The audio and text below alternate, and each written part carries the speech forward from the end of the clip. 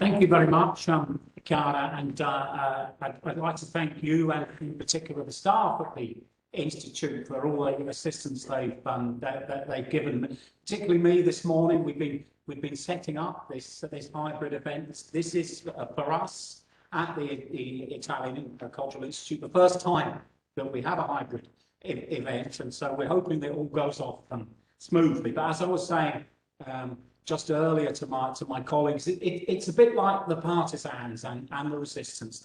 They'd spend the previous night planning everything in meticulous detail, say, right, we'll go over that particular hill, we'll capture a member of the Italian Social Republic and put them on take them as a hostage, and then they go over the hill and find 200 Germans and all get killed. So hopefully it will not end in the death of myself and all the participants this afternoon, and we are confident that the technology will work absolutely perfectly. So on that optimistic note, I'm going to pass over now to our first speaker, Daniela la Penna, who's arrived from the University of Reading 10 minutes ago, and from Reading, which of course has a particularly close connection with Luigi Meneghello. So I'm really delighted, Daniela, that you can be here. You're also involved as well with the celebrations for the 100 years of Meneghello. So it's fantastic to have you here this afternoon. And you're going to speak to us about Meneghello's I piccoli maestri in English. Over to you, Daniela. Okay. Right. Thank you very much, Phil, for the invitation. I'm trying to. My dexterity is not demonstrated if you want to announce the. Okay. Yes, please get it. Okay. Boom. It's gone. Okay, is it? Okay. Wonderful. Okay, so this talk will explore the translation event of the English translation of I Piccoli Maestri. This is the second book published by Luigi Meneghello, published in 1864 by Feltrinelli, and it is a first-person account of Meneghello's experience of the resistance. We celebrate this year, as you know, how do I move forward? Sorry. Hello? How do I move forward? That should be on the. Yeah. Well, maybe you can do it. I can tell you when to do it. Okay, because we got this next. All right. So the book was the second published by Meneghello after Liberamo Savallo, and it was translated into English by Rosalba Biasini and published with the title The Outlaws by Joseph, a publishing house in Bloomsbury, London, in 1967. This paper, in order to discuss the translation, will rely on a number of archival documentation held in Meneghello's diasporic archive. Okay, so I will rely on papers held at Vicenza that detail the correspondence between Raleigh Trevelyan and the author, Luigi Meneghello, and a number of papers held at the University of Reading, where we have a substantial holding of Meneghello's literary papers, including the typescripts of several of his books, from Piero, Fiori Italiani, the book where he recounts his own personal experience of fascism as a young man, and a sizable collection of papers related to what I call the textual constellation of I Piccoli Maestri. And I call it that way because, as you will appreciate, Meneghello is a constant, rewriter of his own work. There are several versions in typescript and manuscript of his books. He never stopped thinking about them. And indeed, in the late 1990s and early 2000s, 3 volumes of his musing around his literary life, professional life as a university professor in the University of Reading, and his own work was published under the title Le Carte, okay? I have to also add that Meneghello was made professor of Italian and therefore chair of the Italian department in 1961, and I think it's unique in having achieved that position without having published a single academic paper. That was... Change. Yes, very much so. Well, now there is a creative writing pathway. Perhaps he could have done that. But I want to pay my respect not only to his intellect, but also to the countless lectures who actually did his teaching while he was focusing on his writing, okay? So it takes a village, in this case 3 or 4, because he, moved around Reading and then Malo and Vienna and back.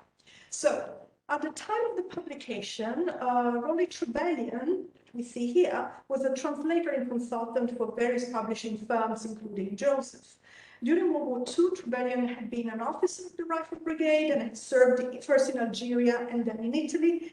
His experience of the Battle of Anzio, the so-called Operation Shingle, that started on the 22nd of January 1944 and finished in June 1945 with the so-called Conquest of Rome, during which he was wounded twice, was condensed into 2 volumes. The Fortress, a diary of Anzio and after, published in English in 1857 and in Italian by Feltrinelli, and Rome 44, The Battle for the Eternal City, published in 1982. These were the only 2 volumes of military history stroke memoir in a scholarly output otherwise characterized by highbrow divulgazione and all things Italian. And perhaps induced by biographical and cultural affinities, as well as a strong ironic predisposition, which I had the pleasure to verify personally when I met with Trebellion to discuss the translation in the early phases of this project a few years ago. The choice of Trebellion appears to me as a successful and a non-accidental one. The translation was positively reviewed both in the UK and in the US, because the translation was published also in the United States a few months after the British translation, and they are actually quite distinct because, as we shall see, Meneghello, obsessed over the details of the translation and wanted to make changes, and the Joseph translation didn't allow these changes, whereas the Harker Bryce one did. So there are 2 different books, 2 different translations of, well, slightly different translations of Piccoli Maestri. This translation received in 1968 the Florio Prize for the best English translation of Italian fiction title. So in this talk, I will summarize the bigger piece of research exploring the Meneghello archive held at the special collections, okay? And I just want to show you now, if I can, not clear to me how I can. Next slide. Okay. Okay. You see this? Okay. So this is just one example of the papers that you find in Reading. This is an apotropaic note, I call it that way, and I'll read it for you in Italian. Nota, fino a pagina 200 circa il libro è quasi finito. Stiamo parlando dei piccoli maestri. Manca la revisione finale, andranno tolte forse 20 pagine. Di questa versione esistono 3 copie che portiamo con noi in aereo e un dattiloscritto e 2 fotocopiate. Se tutto andasse distrutto, qui in casa, dallo studio da basso, ci sono le male da cui la versione definitiva è stata copiata a macchina. Volendo, la si può ricostruire. Da pagina 200 in poi esiste solo la precedente versione. Avevo in animo di cambiare l'apparecchio sul rastrellamento del 10 giugno e della settimana successiva ho circa 30-40 pagine che porto con me. Se vanno distrutte, addio. Venerdì sera. Okay, so he was so obsessed with his writing that left notes around his house in case the plane, crashed. And so, what happens is novel. Okay, so lastly, in the Reading collection, one finds also 2 folders containing typescripts of the English translation of I Piccoli Maestri. These materials are already known to the scholars of Meneghello, so I didn't make any, major discovery. What I have done is actually looking, studying them, okay? And they were in fact described as they are by Francesca Caputo, one of the executors of the military estate of Meneghello, in both the Rizzoli and the Meridiani editions of Meneghello's Ovary. So what I would like to first say is that the critical inquiry into Meneghello's work is always intimately connected to the textual evolution of each single volume that composes it. The scholar who wishes to approach Meneghello cannot ignore the thick network of authorial comments that contribute to complicate the textual boundaries of his work. So the Carte, on the one side, 3 volumes of autocommento, but also numerous smaller authorial interventions that surround the publication of each single volume and its reeditions. In the case of I Piccoli Maestri, of particular interest is the nota that accompanies the revised edition of 1976, entitled Di un libro e una guerra. Okay, this is has been subjected itself to several revisions.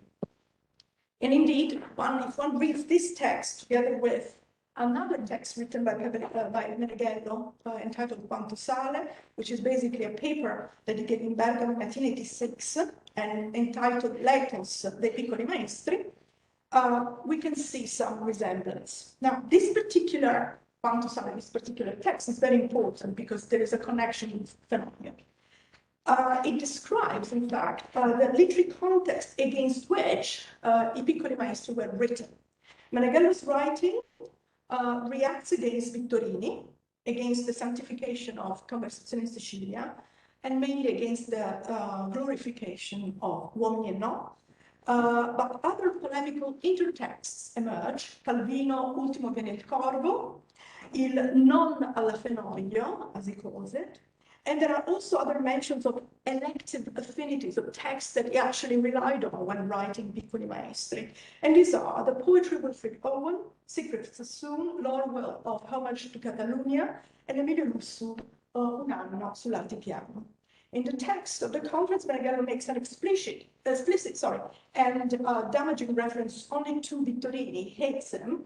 And in the Anglophone context of reference, Meneghello mentions instead Mark Twain and J.D. Salinger, that are used both as models for the tone of Meneghello's the character in I Piccoli Maestri.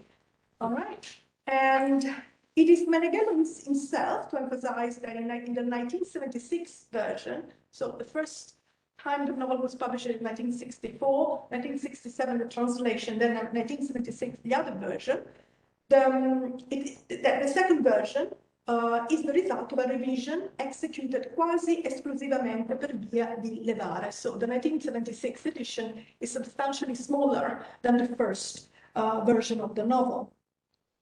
And according to Meneghello, si può dire dunque che la versione riveduta del 76 scaccia in sostanza il giovane americano che era venuto a interloquire un po' a sproposito nelle mie cose. In the various versions of the nota, Meneghello insists on these revisions. But my contention is that these revisions and this dimagrimento of the 1976 novel can only be understood in the context of the English translation, and I'll show you why. Because the translation is the first text where the book is reduced, okay? So Francesca Caputo also considers the Outlaws as the second version of I Piccoli Maestri, and this shouldn't actually surprise us that an English text appears in the textual evolution of an Italian novel, because as it happens, in the early 1950s, Meneghello wrote a canovaccio of I Piccoli Maestri in English that was basically the language of his daily life and of his professional life in Reading, okay? So, in the light of the fact that Meneghello publishes the author's note in the 1967 edition, which informs the reader, okay, of the following. Ready. Let's go forward. Here we go. This is the author's note that you could find in the edition, in the English edition of the book. All right. The Italian original was written in the belief that, as our Duce said of fascism, it was not for export. Experience showed that the book could not be turned into English as it stood, so I rewrote certain passages and cut all what seemed untranslatable, altogether more than a quarter of the original. The exorcism had to do with the moral shock of coming to understand what fascism was after one had been brought up as a fascist, and with the feeling during the Civil War that it would be unpardonable to survive it, when I eventually felt I had pardoned myself and my friends, in January 1963, I began to write. So the exorcism basically puts his writing into motion, okay? His own forgiveness of his own experience under fascism, of having been actually a fascist. He published in Critica Fascista, you know, he wasn't really dormant during this period, okay? So, now, it is at this point, it's important to consider the editorial note that is published in the Outlaws, because it has important elements to those that surround this metamorphosis of the book, all right? And the author's note begins by highlighting the scarce exportability of the Italian story with piccoli maestri. For this reason, the book required a thorough washing in the Thames waters, as Manzoni would say. And this reshuffle led to a radical rewriting, especially of the intertextual scaffolding of the text, and only partially attenuating the rich cultural and literary allusions that envelop the actions recounted in this novel. In some cases, I would argue the rewriting in English amplifies and makes it explicit the literary allusions to the English public, all right? So the 1967 version does not differ from the Italian original only because Meneghello and his translator Trevelyan indulge into adding some decoding procedures for the many allusions and citations that abound in the text. The English translation differs from the original 1964 one because of the deletion of several portions of the text, okay? So I'll show you now a letter that he wrote to one of his best friends and compagni during the resistance, Luigi Magagnato. He was an art historian, and this is what he writes to Luigi from Reading. Tutto sommato, the English translation non è male, poteva andare peggio, visto che questi sconfigliati, penso soprattutto ai responsabili di Milano, Feltrinelli, non mi hanno fatto vedere il manoscritto. Ci sono tanti sbagli e fraintendimenti, si capisce, ma lo fatto più grosso è lo spostamento di... Oh, sorry, this is not the English translation, it's the French translation, apologies. Pare un libro scritto da uno della vicentina pazienza, okay? So he was very disappointed by the French translation that had come out almost immediately after the publication of I piccoli maestri in Italian. Whereas the traduzione inglese si sta affrontando sotto il mio controllo, emphasis control. Ho tagliato circa 60-70 pagine, molto meglio così. È stato molto divertente rileggere con occhio critico e con in mano una di quelle grosse pene per scrivere sui pacchi con cui mi piacerebbe tagliare. Okay? So the cuts happen under his control, and this is important. So how did the cuts happen? Trevelyan and Meneghello met either in the British Library, well, where it used to be, okay, in Bloomsbury, and in Reading, in his office, or through phone call conversations. We have in Reading just the manuscripts with Meneghello and Trevelyan's notes, okay, and in Vicenza we have the letters that they exchanged. And this consultative and collaborative phase was followed by another one where there was a discussion on the iconographic materials for the cover. Okay, in Reading, we have also some of these drawings that Meneghello did for the cover. As you can see, they were not accepted, but it illustrates, how can I say, the intensity of the authorial control that he wanted to exert. Okay, so what happened to the translation itself? The book is a new book, as you can tell from the translator note that Trevelyan wrote, but unfortunately was not published. There were many passages, phrases, and words with allusions or ideas that would have been mostly lost to the Anglo-Saxon public, so the author therefore decided to make cuts to the English edition. This then, in some ways, is a new book. Okay? The matter of the new book is further amplified in the two versions of the blurb. okay, where the applause is presented as an original, a new version of I piccoli maestri. And these are the various, cancellature changes that illustrate the type of revision and how Meneghello conceptualized it, okay? This I did first to the Italian text, so I cut it, then to the translation of what was left, and then to what was left of the translation. Okay, some of the cuts are, I think, improvements, and I may want to apply it to the Italian text one day. So it is actually quite striking that the various philologists that worked on piccoli maestri never really considered the English intertext, as it were, as a fundamental phase for the evolution of this novel. Okay? So, now, what are the translational interventions? And I'm rushing towards the end. The English translation was authorized by Meneghello and showcases a very different book from the 1964 edition. Some parts are deleted and so on. Also, the references to Vicenza and to the Vicentinità are much reduced, and this leads to unnecessary delocalization of the identity narrative processes that were so specific of the first piccoli maestri, and that couldn't be possibly appreciated by an Anglo-American reading public. Okay. Also, the way the novel was conceived changes. The entire book is basically Meneghello waking up one day in his garrison and realizing that fascism has fallen, and now there is a big choice in front of him: either remain a fascist or take up the arms and fight against the Nazis. And of course, he goes for a second option. And the whole journey that is recounted is Meneghello trying to join Antonio Giuriolo, who was the capobanda of the resistance faction that he wanted to join. Giuriolo was actually one of his best friends and possibly the person responsible for his political conversion to anti-fascism. And this becomes apparent that they are moving towards Giuriolo. In the Italian version, it's also only in chapter 5, whereas in the English version, this is brought back at the beginning of the novel so that the story becomes more dynamic and clear, all right?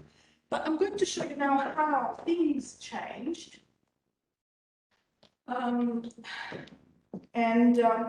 This is a picture of the manuscripts that we have in Reading and how the interventions happened. So the group of the resistance fighters are transformed into a group of Vicenza's postgraduates, and then eventually will turn into a team of perfectionists from Vicenza. Okay,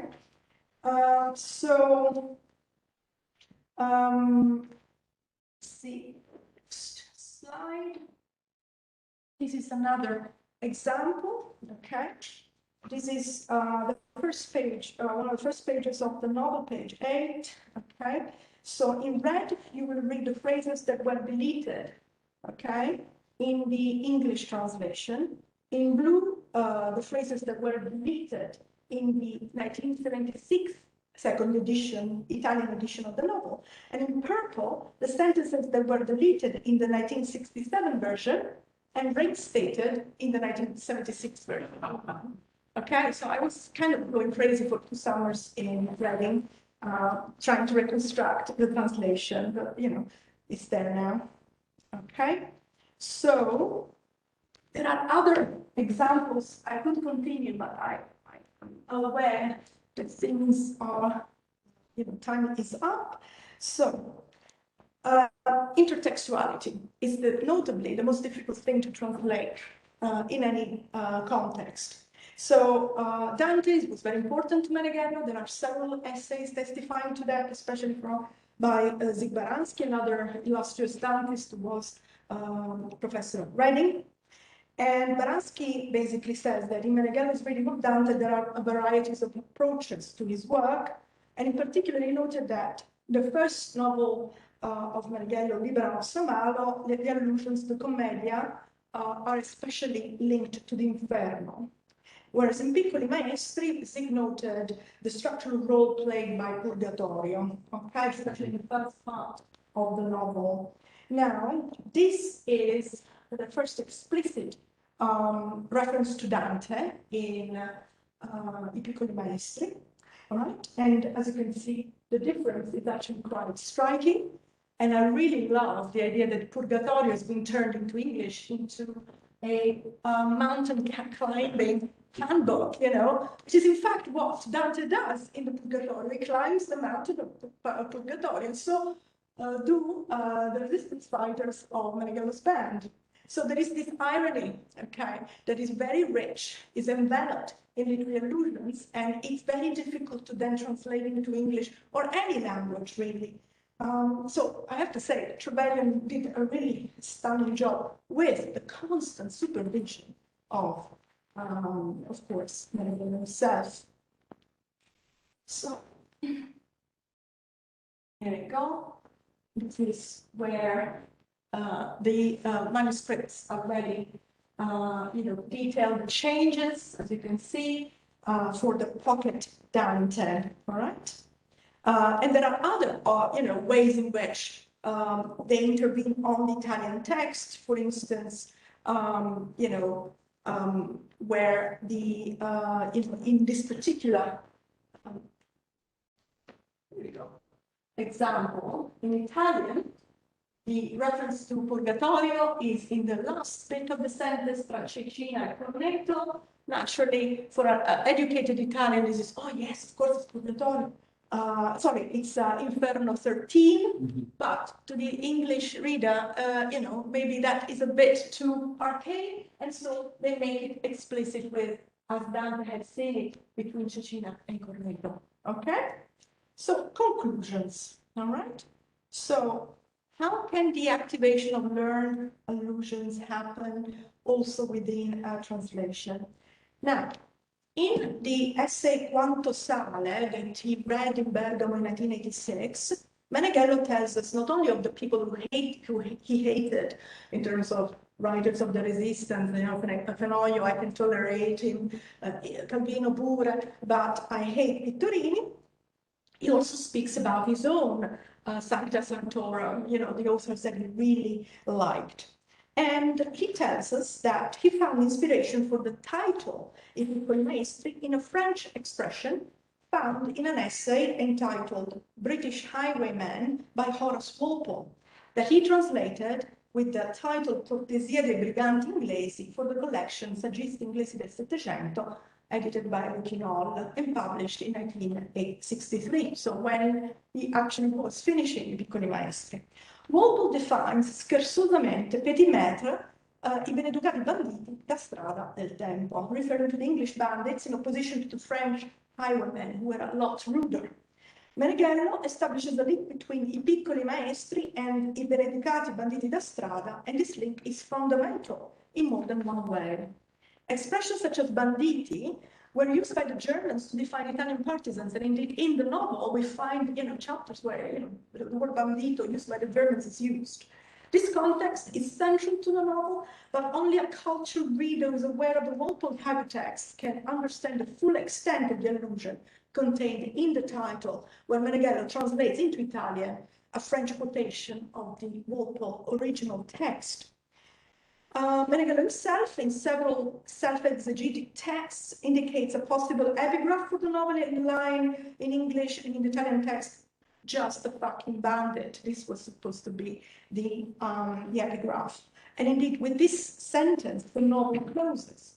And it is always Meneghello to advise to add the meaning of elegantoni, damerini, to the primary meaning of maestri artigiani e artisti, who once past the phase of training are endowed with their own combat technique and are able to act in full independence.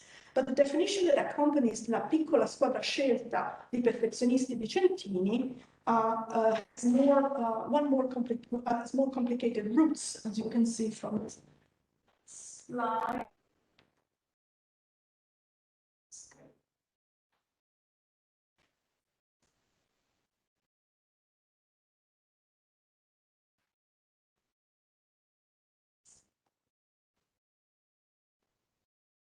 Yes. Yes.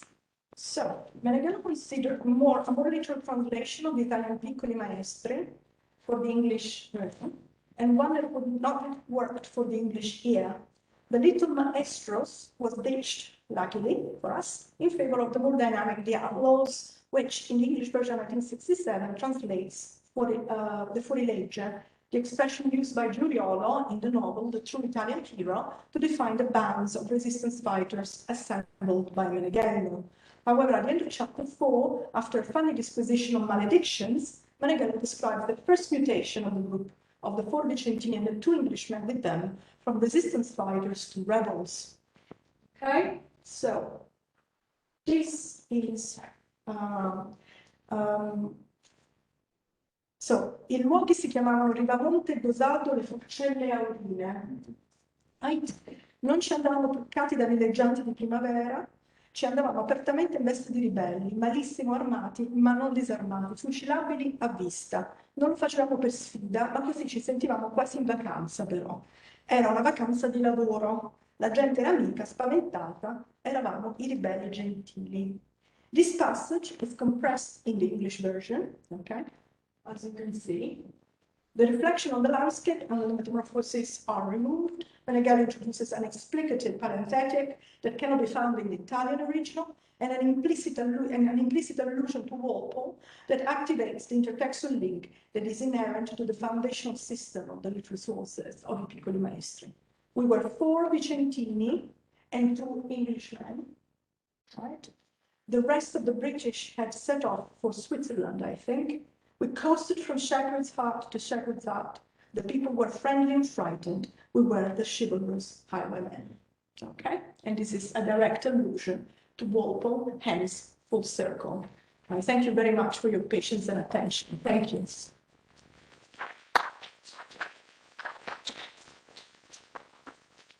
Okay.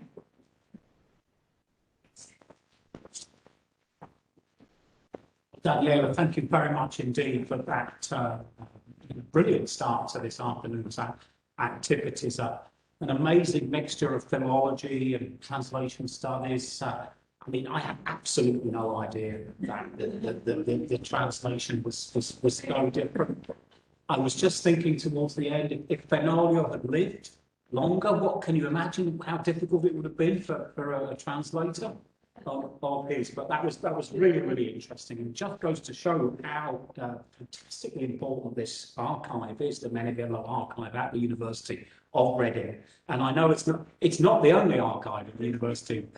Yes, there really is, loads of material. Unfortunately, 21st century writers, it's all done on computer, and we won't be able to do this kind of variant criticism, or perhaps the people that follow on from us won't be able to do this kind of variant criticism. So thank you, Daniela. That's really fantastically interesting. So now we're going to move on to our next speaker, Piero Negri Scaglione, who flew in from Milan. He arrived at 2:25 so the timing just perfect. I'm just showing here, if you can see it, Piero is the author of this great biography of Fenoglio. There's been a new edition published by Einaudi. It's just come out. So I should say he very kindly refers to an article of mine on one of Fenoglio's works, and that's the reason people keep downloading it from academia.edu, as far as I can tell. I've now discovered the connection. I've known Piero for many years.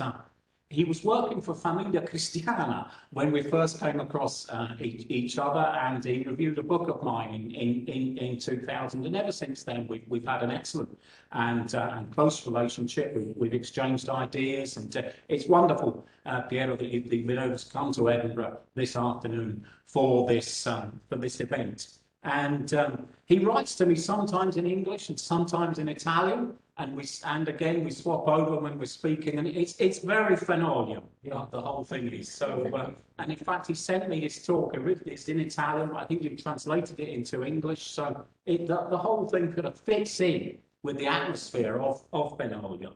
So Piero, without any further delay, over to you for Fenoglio and anglomania or anglomania.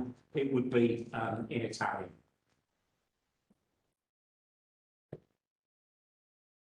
Thank you. Excuse my English. I've done hundreds, I think, of interviews in English in my life, but I've never done anything like that. This is always first time. It's so it's a new thing for me.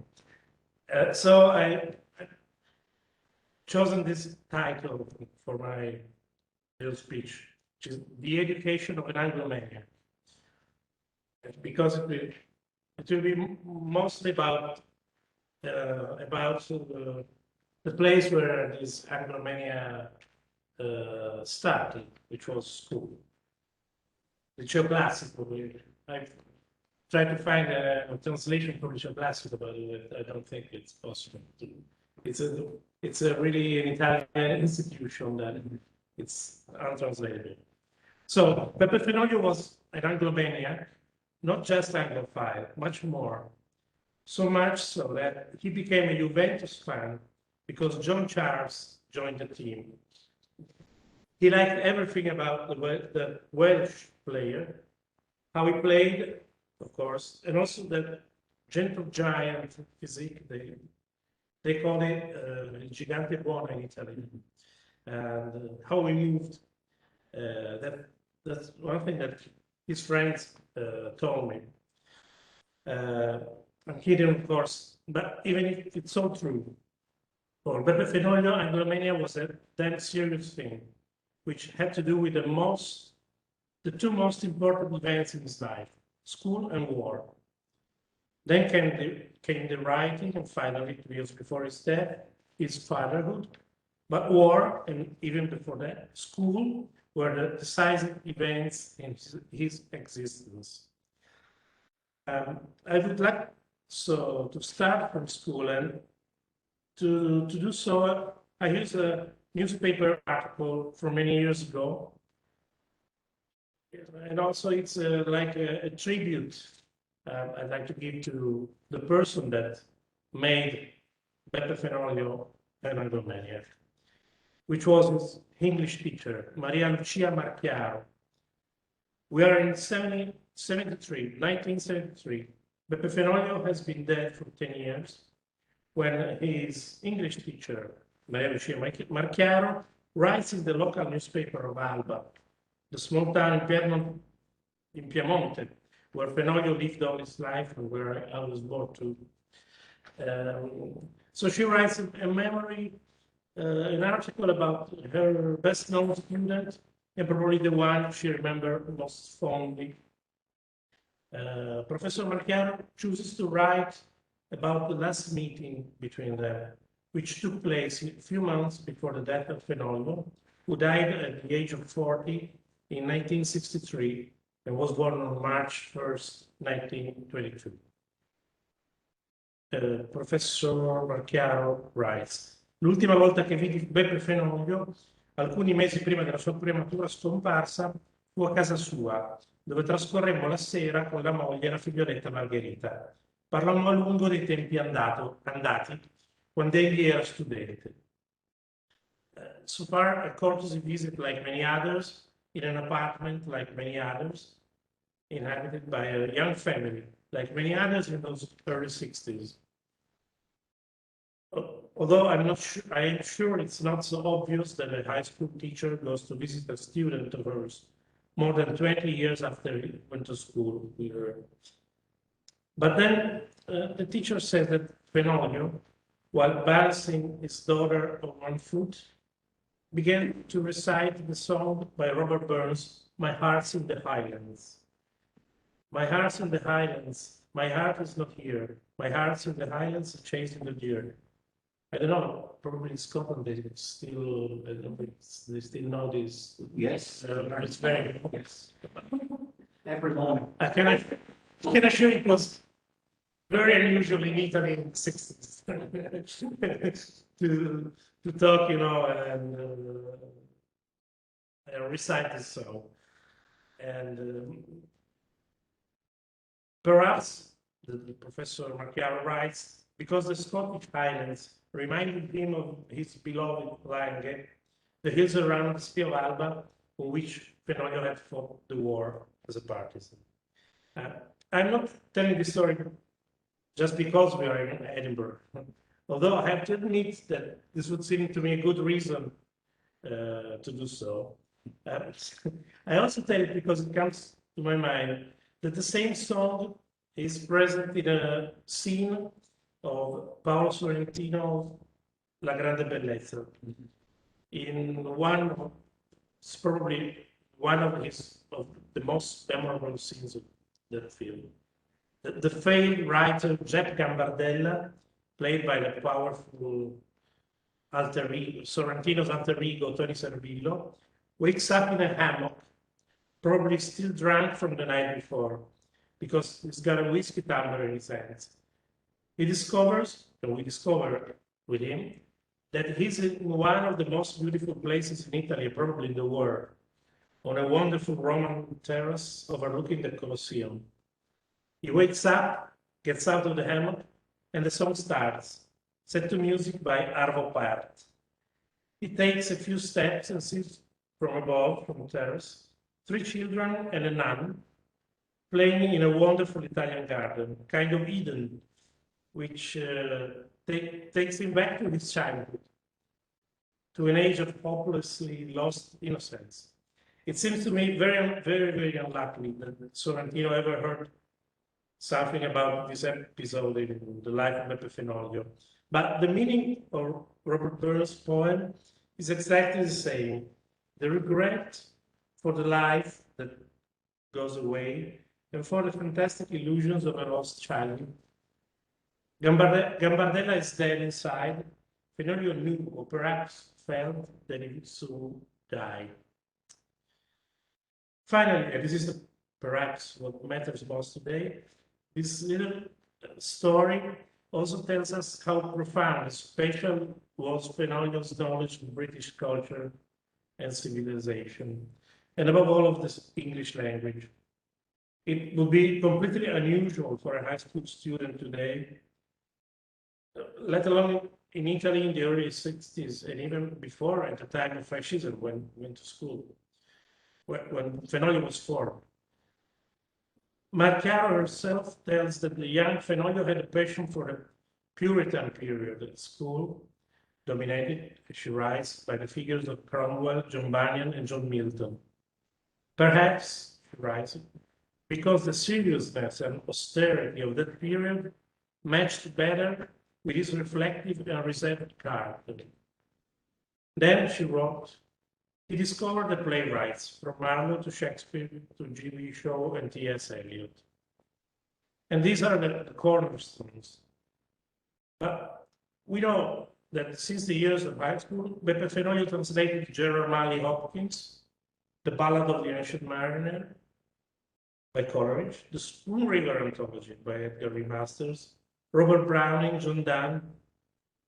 Professor Marchiaro also states that Fenoglio, if he had possibly imagined for himself such an early death, he would have wanted to, as an epitaph, not so much Shakespeare's Sonnet 73, as it happened, the time of year thou mayst in me behold, but another, much less known sonnet, The Soldier by Robert Brooke, a poet who fell in the First World War. Marchiaro says it was the last poem he sent to memory, when he was still sitting on the benches of the gymnasium. If I should die, think only this of me, that there's some corner of a foreign field that is forever England. There shall be in that rich earth a richer dust concealed.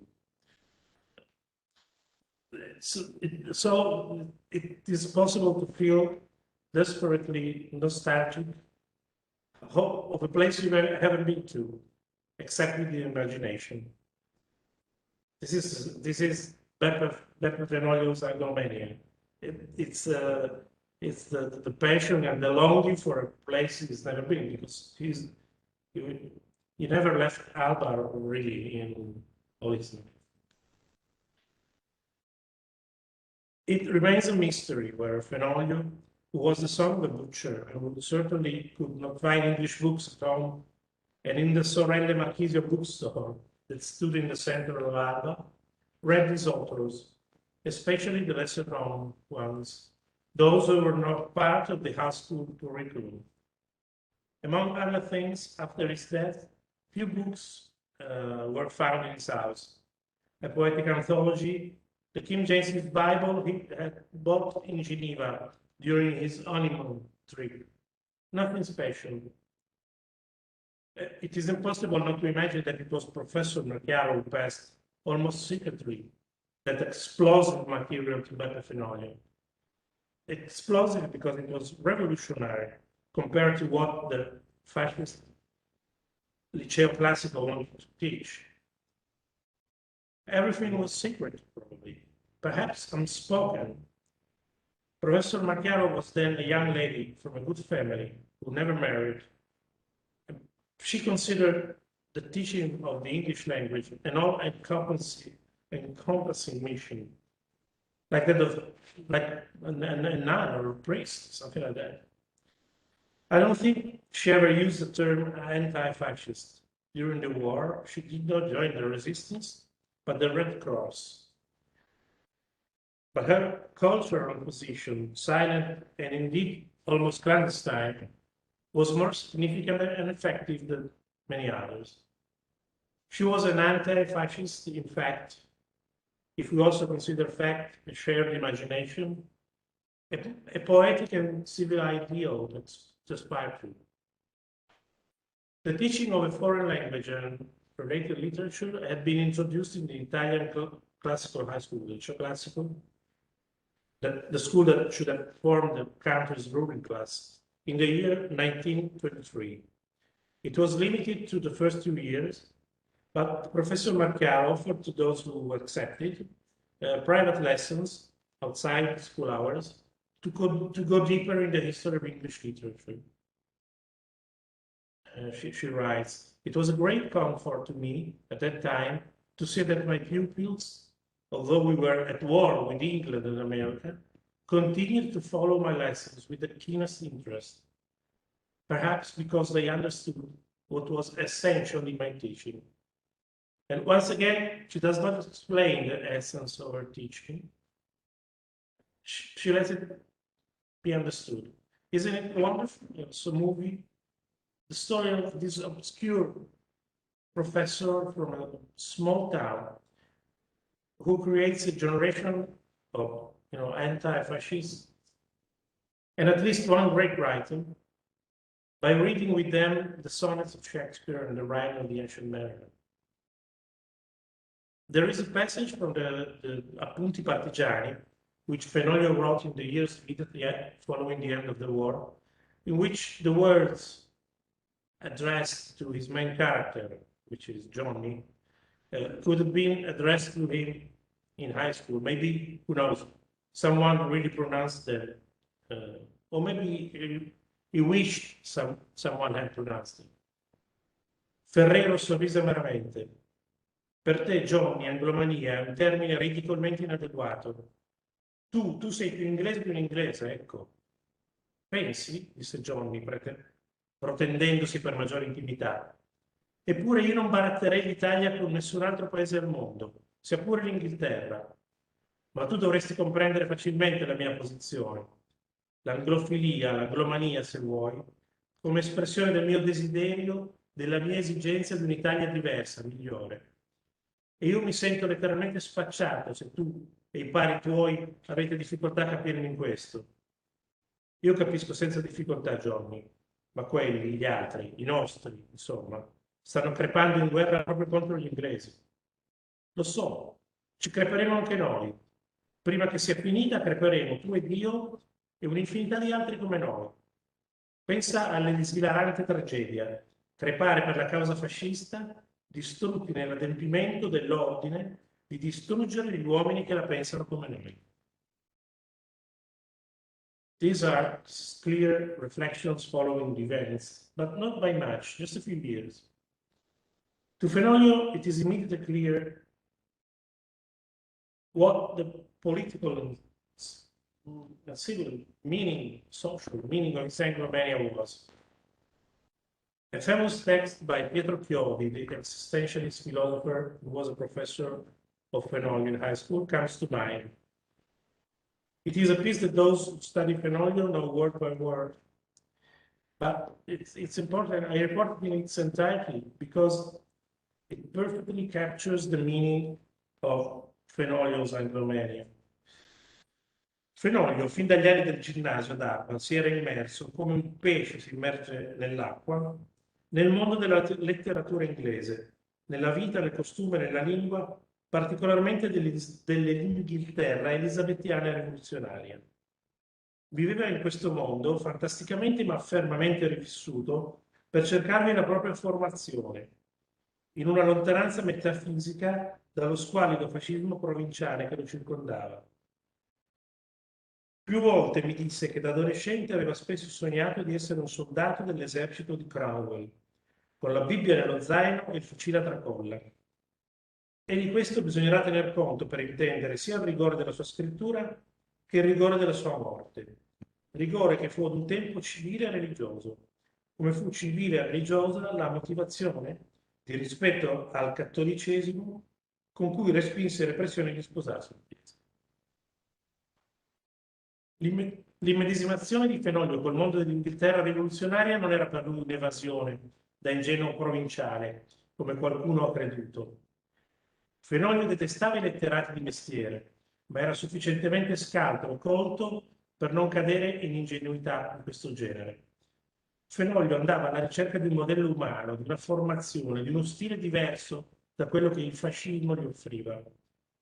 Hanno scritto molto di sé coloro che si convertirono all'ultimo momento, dopo lunghi viaggi attraverso questo o quello, ma forse nessuno scriverà mai la storia di non pochi adolescenti che impararono a rivoltarsi sui banchi di scuola, magari leggendo Platone o Tucide, e portarono innanzi il loro rifiuto fino alla lotta armata e alla morte.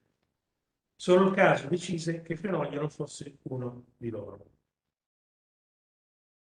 Education, Regal o Ragal? Regal o Regal? Civil commitment, non so se ha lo stesso significato, però civil commitment. I'm just a journalist, a biographer.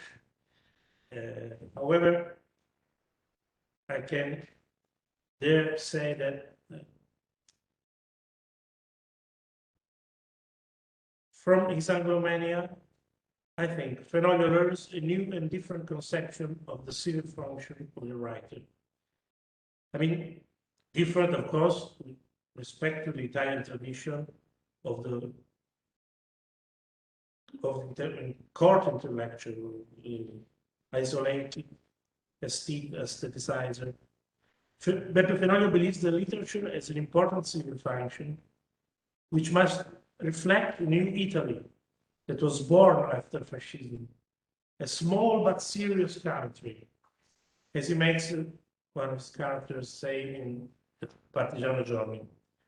All of his work must be interpreted in this way, as an attempt at renewal. I would even say at a linguistic and literary renaissance. Fenoglio felt strongly that he belonged to a new generation and a new type of writer. No longer an organic intellectual close to the people in power, but the exponent of a class of working intellectual, working class hero, we can say, who had finally been given a voice and opportunity to use it. It is to achieve this result that in the mid-50s, he has an idea that seems decisive to him. He begins to write the long story of Johnny, the high school student, soldier, and then partisan Johnny, in English. An English of his own invention, with many Italian words, which, however, has the rhythm and the syntax of the English language. I like to think that it is the English he spoke in the last months of the war, when he became a liaison officer of his partisan command, and therefore had the opportunity to meet English, Scottish, South African, and Irish officers parachuted behind the lines by SOE and OSS, the British and American Secret Services, to support Italian resistance. I don't know if that's the case, but I'm sure this was the only moment in Fenoglio's life in which the English language left the pages of books and entered his everyday life, among other things, becoming quite often a matter of life and death. At this point, since we have to close, I want to tell you about the time I met Luigi Meneghello. It happened in Tiene in 2005, when he was about to turn 83. I think it was February.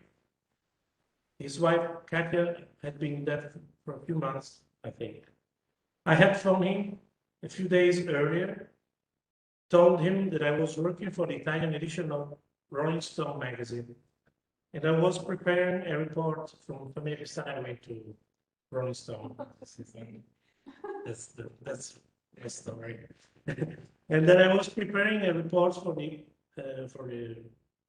April issue, which would be with a really very rare color photos of the resistance taken in the area of Biella. He only asked me, are you coming all the way here to make fun of me? And I replied, absolutely not. And to show him my good faith, I revealed to him that I was writing the biography of Beppe Fenoglio, what would later be called Questioni Private. So I went to Tiene. We spent the day together. We also went to lunch together. We talked at length about Liberano Samalo and the piccoli maestri, above all. I remember we talked about the priest of Malo, who simply said in his sermons, "You must be good," and of the partisan who admits, "We were not good at making war." I think this was the headline we chose.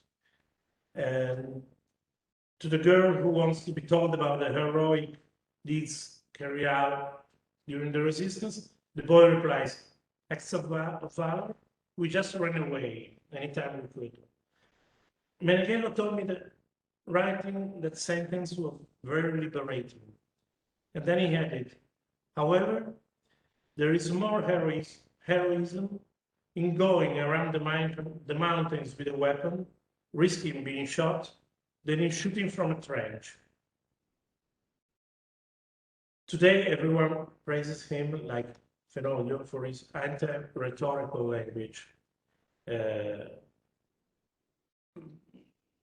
which was anything but easy and easily accepted at the time. He published I Piccoli Maestri in 1963, which was the year in which Fenoglio died. And the Partigiano Journey was released 5 years later. He commented, "They consider me an ironic and anti-rhetorical writer, and on the first surface, it is true. Anti-rhetoric, for me, was going to the truth, to argue,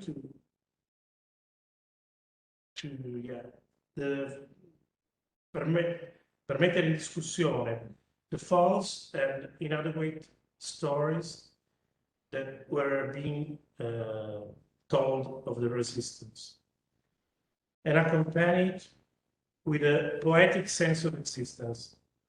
Tell how poetic it was to find yourself in a moment in which what you believed was your duty to do was also what you most wanted to do.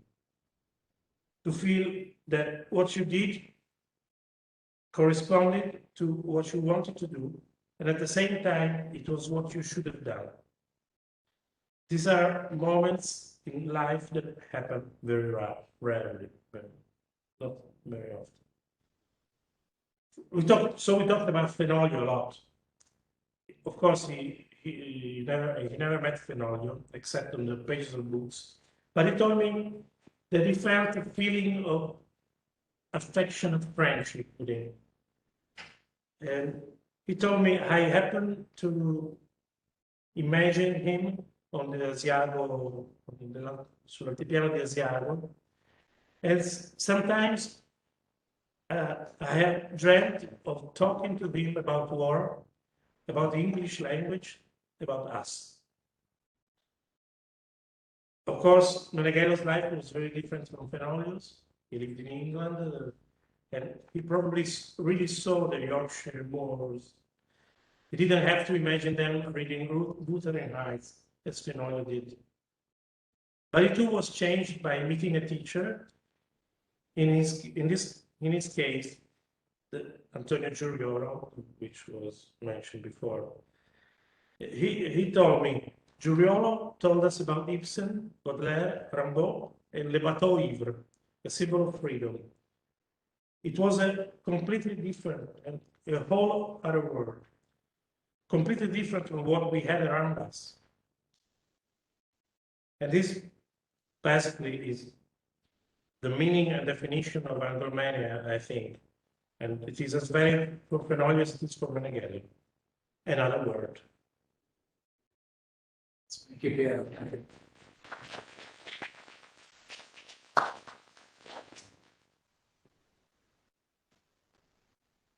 Thank you, Piero. Now, we're going to have to, I can't comment on your paper at the moment, if you don't mind, because we need to move on. In that, we're going to slightly invert the program because Giovanni Pietro Vitali is in France, and he is heroically agreed to participate in this afternoon, in between his teaching.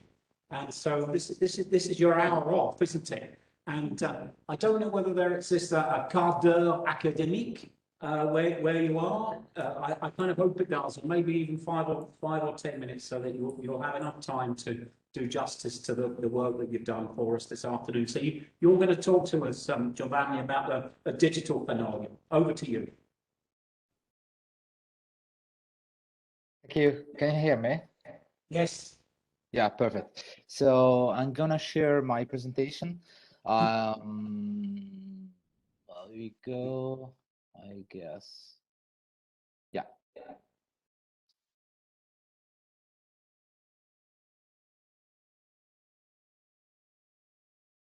Can you see it? Yes. So perfect. Thank you, Philip, for your invitation. As you said, I'm between two classes, so I will try to display you a bit my recent activities on Fenoglio's works. And well, the thing is that we entitled this speech a digital Fenoglio regarding my recent activities of digital humanist on Fenoglio's works. And I guess you are basically interested in what I can propose, what I'm doing in collaboration with the Centro Studi Beppe Fenoglio in Alba. I spoke and I recently had a lot of very interesting conversation with especially Bianca in the center, and we try to give to this anniversary a sort of digital approach, and we try at least to place and to organize differently the websites and some other activities that can be useful in terms of giving to Fenoglio another perspective. Especially we're working on a mobile application for literary tourism, and we try also to make Fenoglio wider beyond the literary research. But my previous work on Fenoglio started with my PhD thesis, which is far from today unfortunately. So it means that I'm getting old. And I think that one of the best and the most interesting thing I found in Fenoglio, and is why I chose Fenoglio as my PhD topic, was the civil commitment. And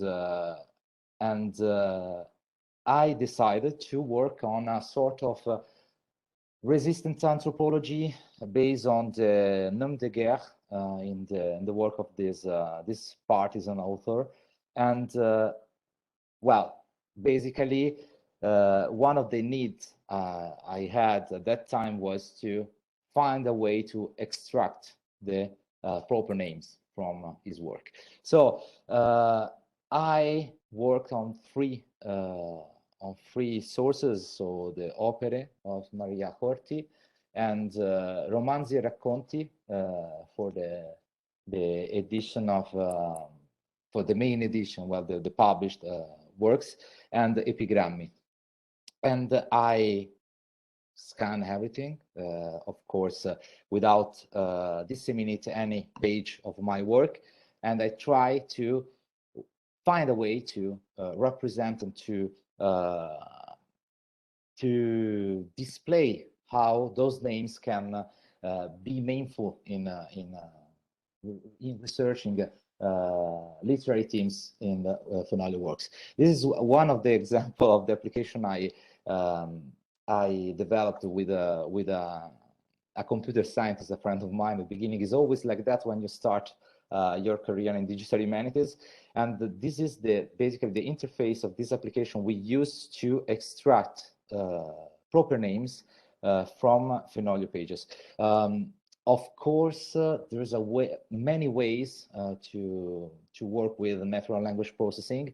I already had at that time the list of toponyms and anthroponyms, so I had just to find a way to understand where those toponyms were placed inside the works, and I will tell you in a while how I did it.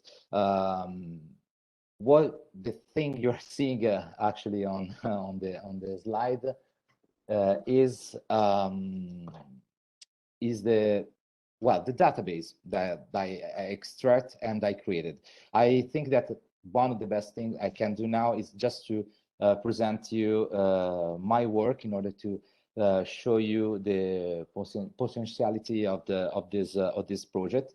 So I will move in a while on my browser web, and well, it's quite old in terms of graphically, let's say, but we are reworking and trying to make it more contemporary, let's say, in style.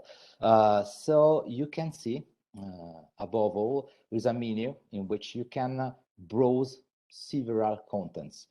You can see and you can search. This is one of the core of my I think one of the things what we can give to the scientific communities working on Fenoglio. You can choose if you want to see and to search for anthroponyms and toponyms, and it's interesting in terms of research potentiality. So you can look for cognomi, nomi di battesimo, pseudonimi, nomi stranieri, sigle e epigrammi, and you can just give a look to the data. I told you we are working on the graphical aspect of those things,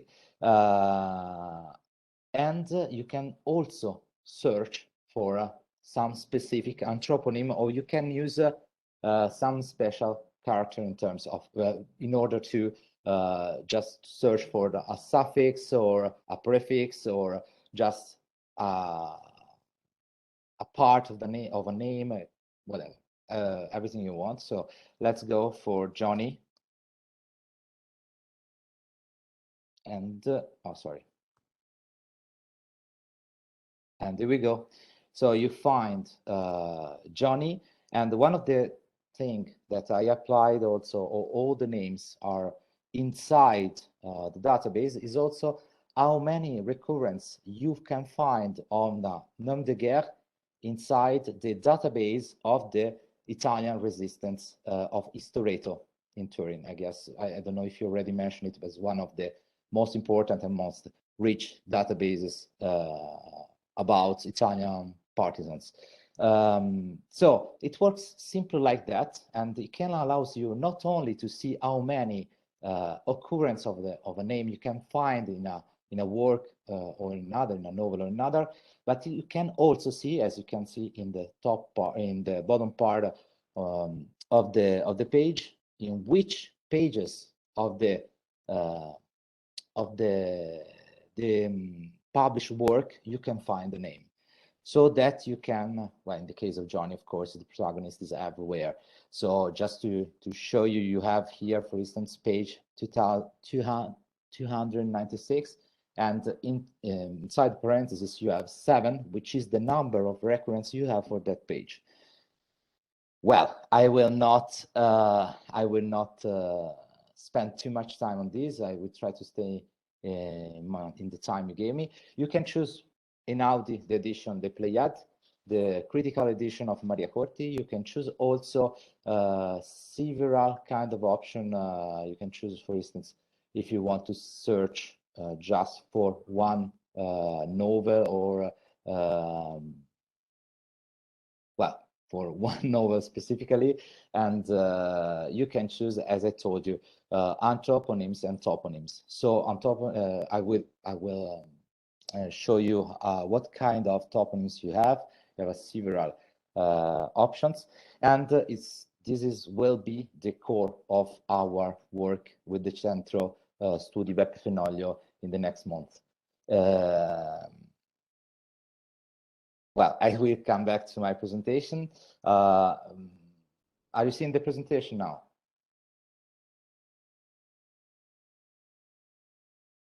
Yes? Can you hear me? Yes, I can see everything. Okay, Marta. Well, maybe the audience is not cannot interact with me. Oh yeah. So, well, of course, the possibilities are several. You can carry on for, well, we've got 7 minutes. Depends how long you've got. Yeah, no, I will go very fast to the end. Yeah, no, carry on. Okay. So the possibilities in terms of analysis are several, well, a lot indeed, and you can really apply many of the distant reading analysis that are quite famous at this moment in literary studies. I think that all the colleagues here already talk about and already checked what are the possibilities in terms of distant reading inside their own research.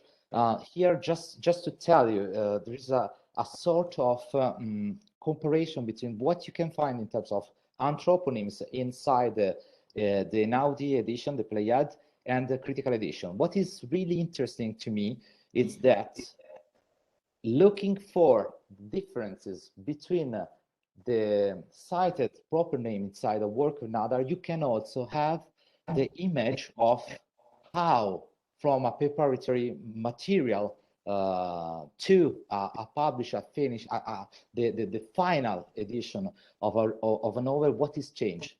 Because there is a lot of anthroponyms that are included inside, for instance, let's say episodes or part of text that are erased in the final edition of the novel, or just modified. There's a lot of things that we can do based on the just statistical approach of toponyms. And as I told you, everything is a list, and everything can be searchable, and everything can be, well, we can go through those analysis looking for a specific case. So starting from a distant reading perspective to a close reading approach. This is about the anthroponyms.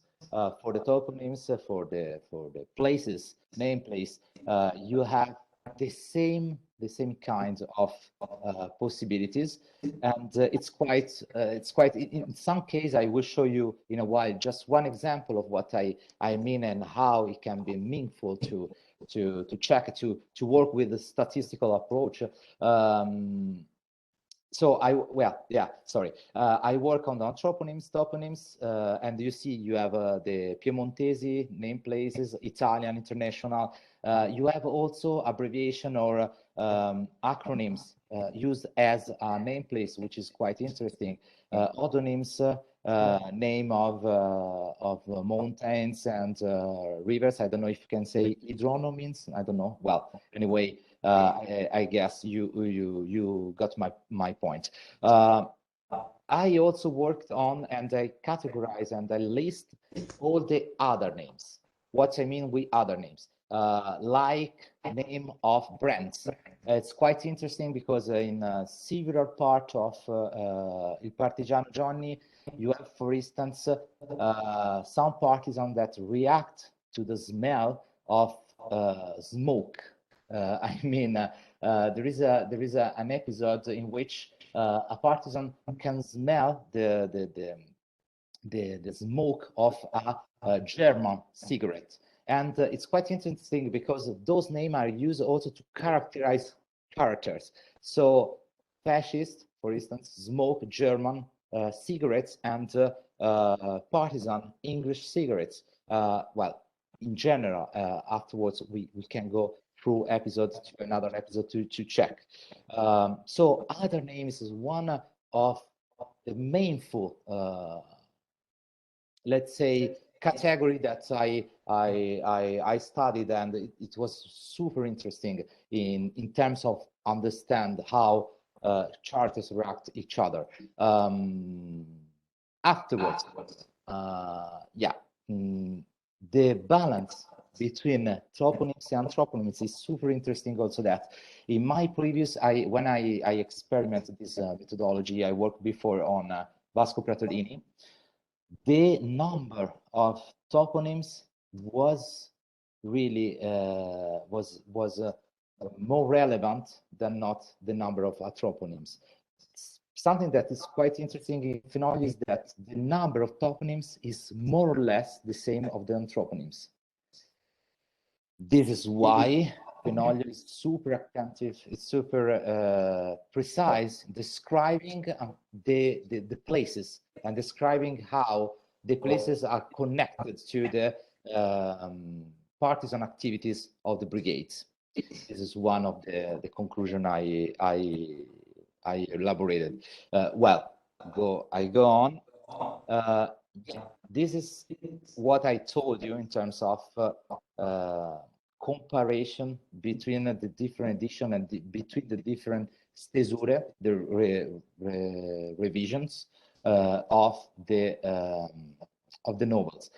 So you can see, for instance, just to show you what I mean with that, if you look on your right on your right on the slide, you have for the green line and the green line and the red line that are they represent the number of uses of the toponyms in Einaudi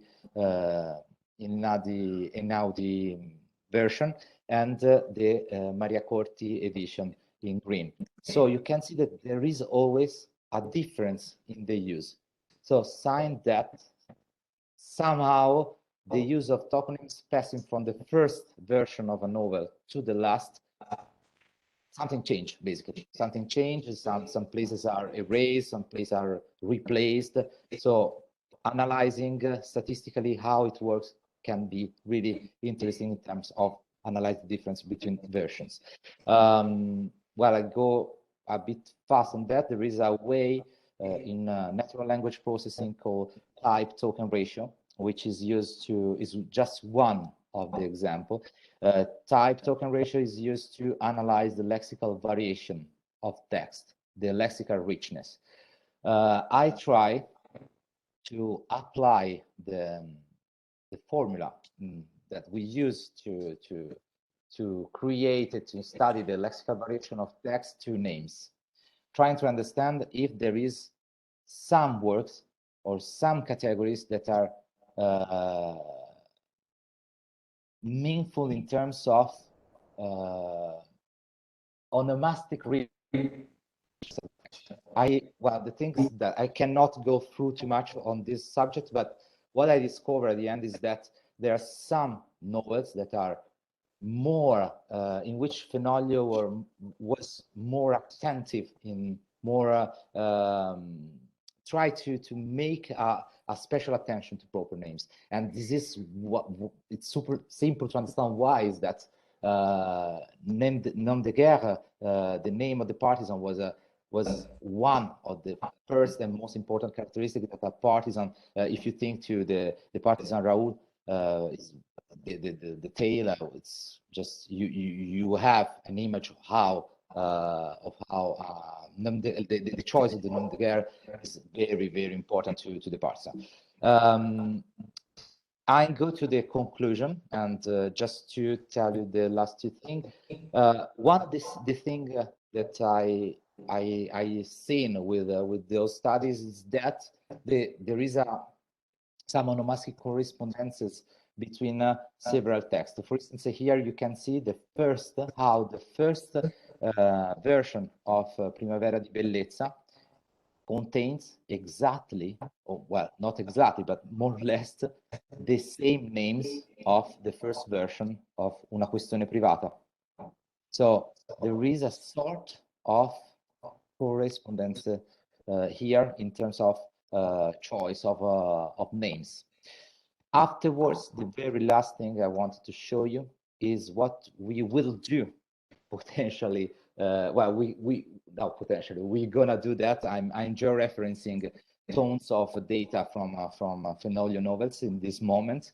I wanted to show you something more ambitious, but well, really, it's really a tough work. Some mapping. So what we can do with all those names is trying also to create a new approach to Fenoglio's novel. What you are seeing under your eyes now is a digital map that can show you in blue the all the toponyms of La Malora. No, sorry, in red, and in blue all the toponyms of Il Partigiano Johnny. And you can see a time bar under the map, which is reports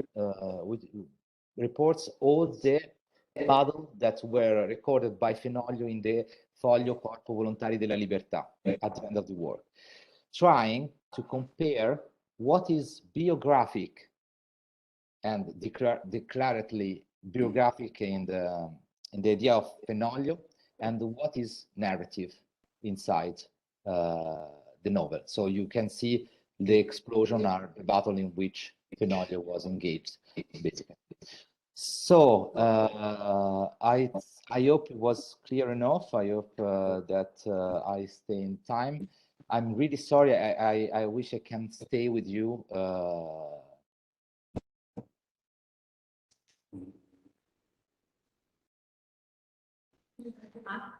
We've just lost Giovanni's sound just at the end, which I'm sorry about. Can you hear me?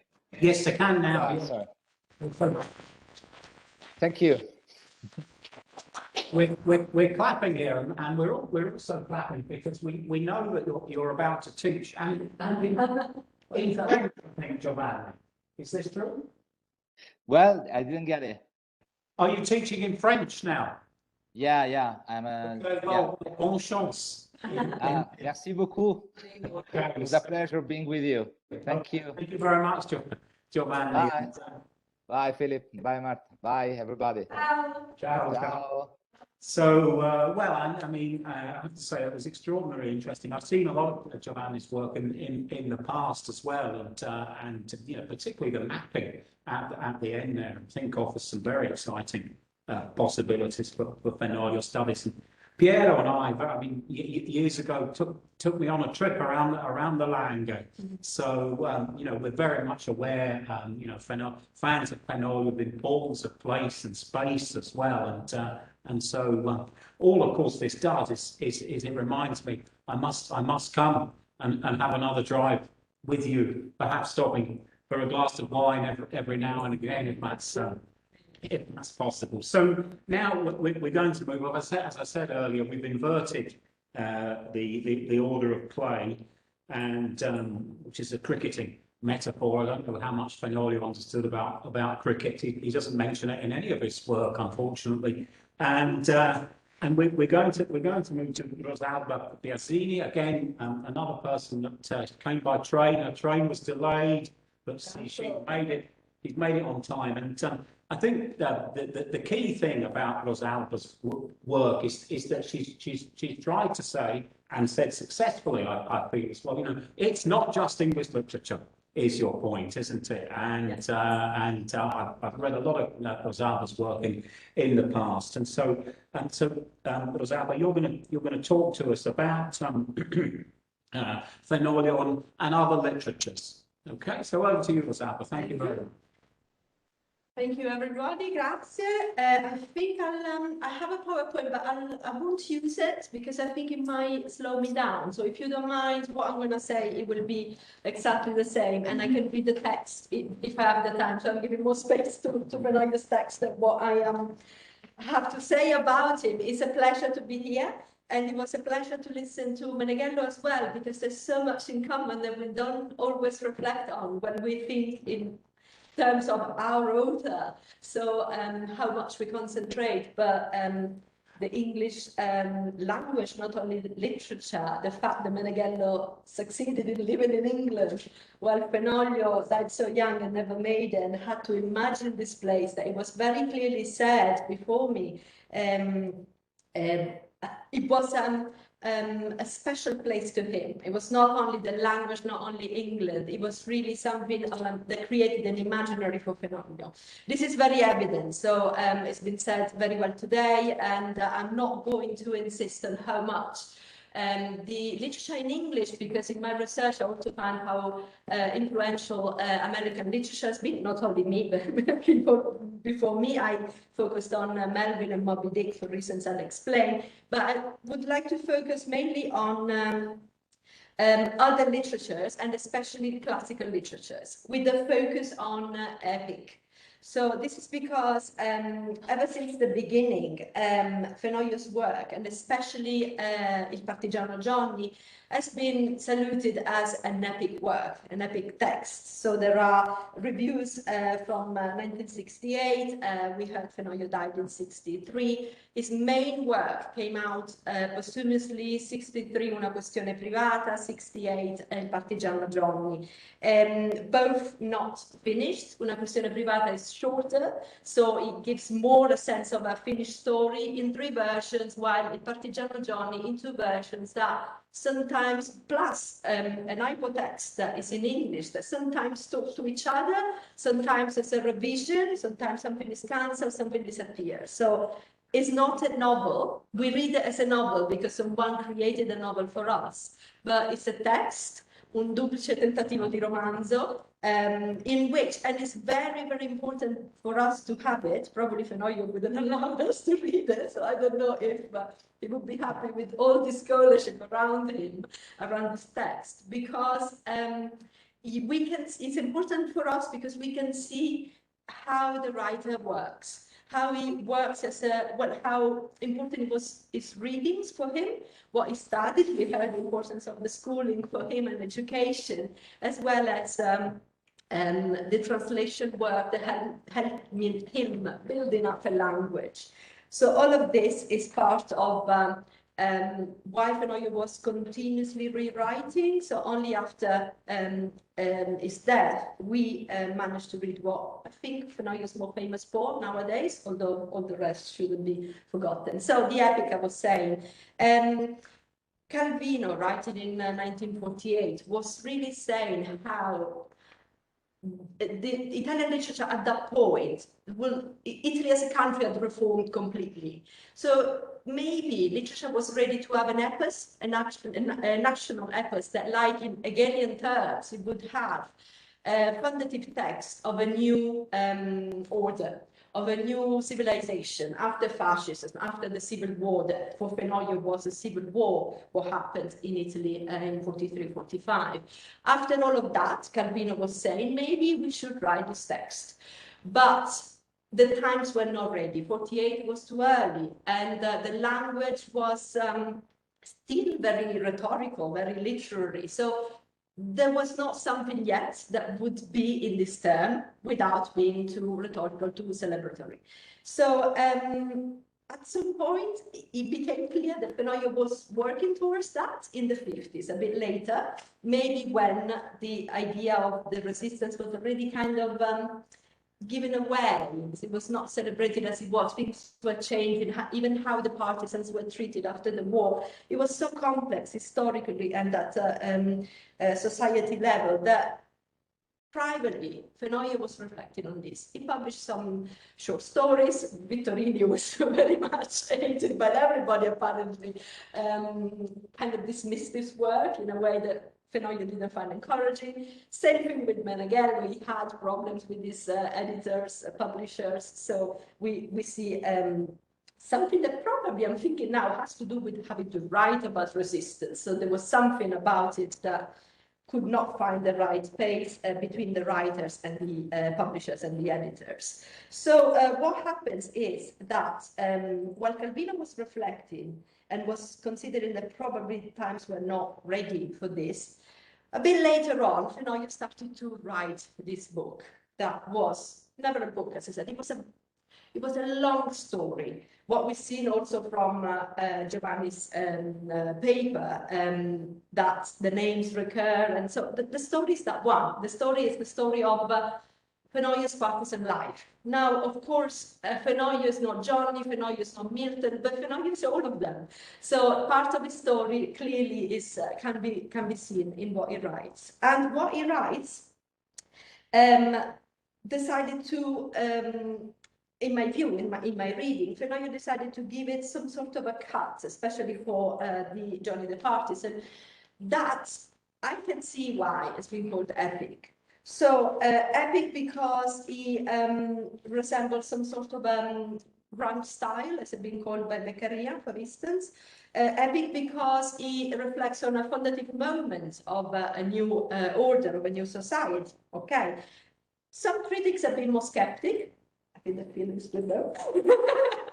Because they reflect on the fact that, arguing with Gianluigi Beccaria, if we talk in terms of epic, which is a genre, literary genre that puts the story in a distant past, that has no link with the present, that is not historically based, that is in between history and myth.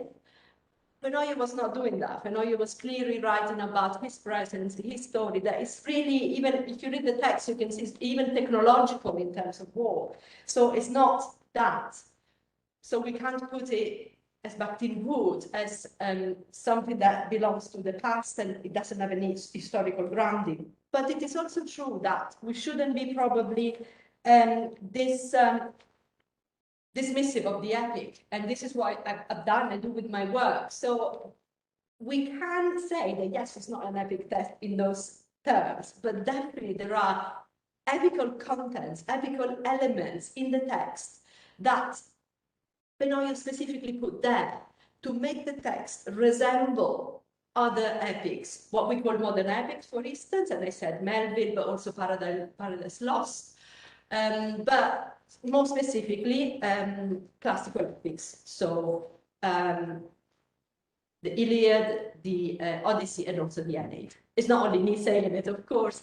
As early as the 80s, there have been some studies, namely Rosalba Biasini, who really did intertextual analysis of episodes. It was an article, so of course the research was limited, in which it was clear that some reference were done to classical texts. My take then here is that we can't disregard the epic because it's been applied like by some, like Beccaria, as a general description, like that would fall into the genre. But we can definitely look into some details and think that epical elements, what has been called in literature criticism, in literary criticism, for instance, as epic mode, so just a nuance, some elements of the epic genre that we can take and reuse in a different context.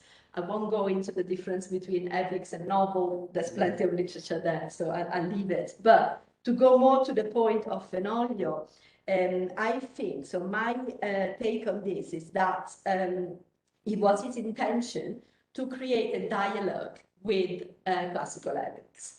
And as I said at the beginning, we don't know what it would have happened to this text that now we call it Partigiano Johnny, but that didn't have a name for Fenoglio. It was Il Libro Grosso, so a collection of the stories. So we don't know what would have happened, but clearly, as we have it, it's now studied. So I think that it's interesting to see these elements, this dialogue that Fenoglio really has with it. We heard before about the importance of Liceo Classico. So, of course, it is not so far-fetched for a writer in Italy to write with elements of the Iliad or the Aeneid in his text. It's something that most of us grew up with. So it's really part of our cultural education and upbringing. So he decided to have several cultural elements, absolutely also literature in English, other literatures as well has been studied, but definitely, especially in Johnny the Partisan, the classical literature.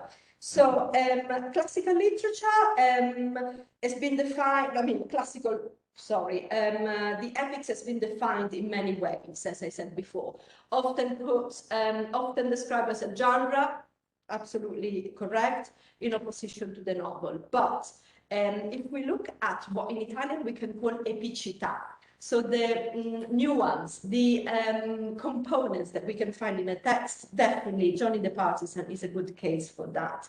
I'm going to just read a short text. I probably have to make it close to me just because my PowerPoint slides prints out are really, really tiny, but you probably know this text. And this the moment in which Johnny decides to join the partisan, so the choice that it takes, la scelta, which in all reflection about the resistance for writers, and I'm really blessed by the sun here, by writers as well as historians and so on, la scelta really takes an important point in the resistance. So, partì verso le somme colline, la terra ancestrale che le avrebbe aiutato nel suo modo possibile, nel vortice del vento nero, sentendo come grande un uomo quando è nella sua normale dimensione umana.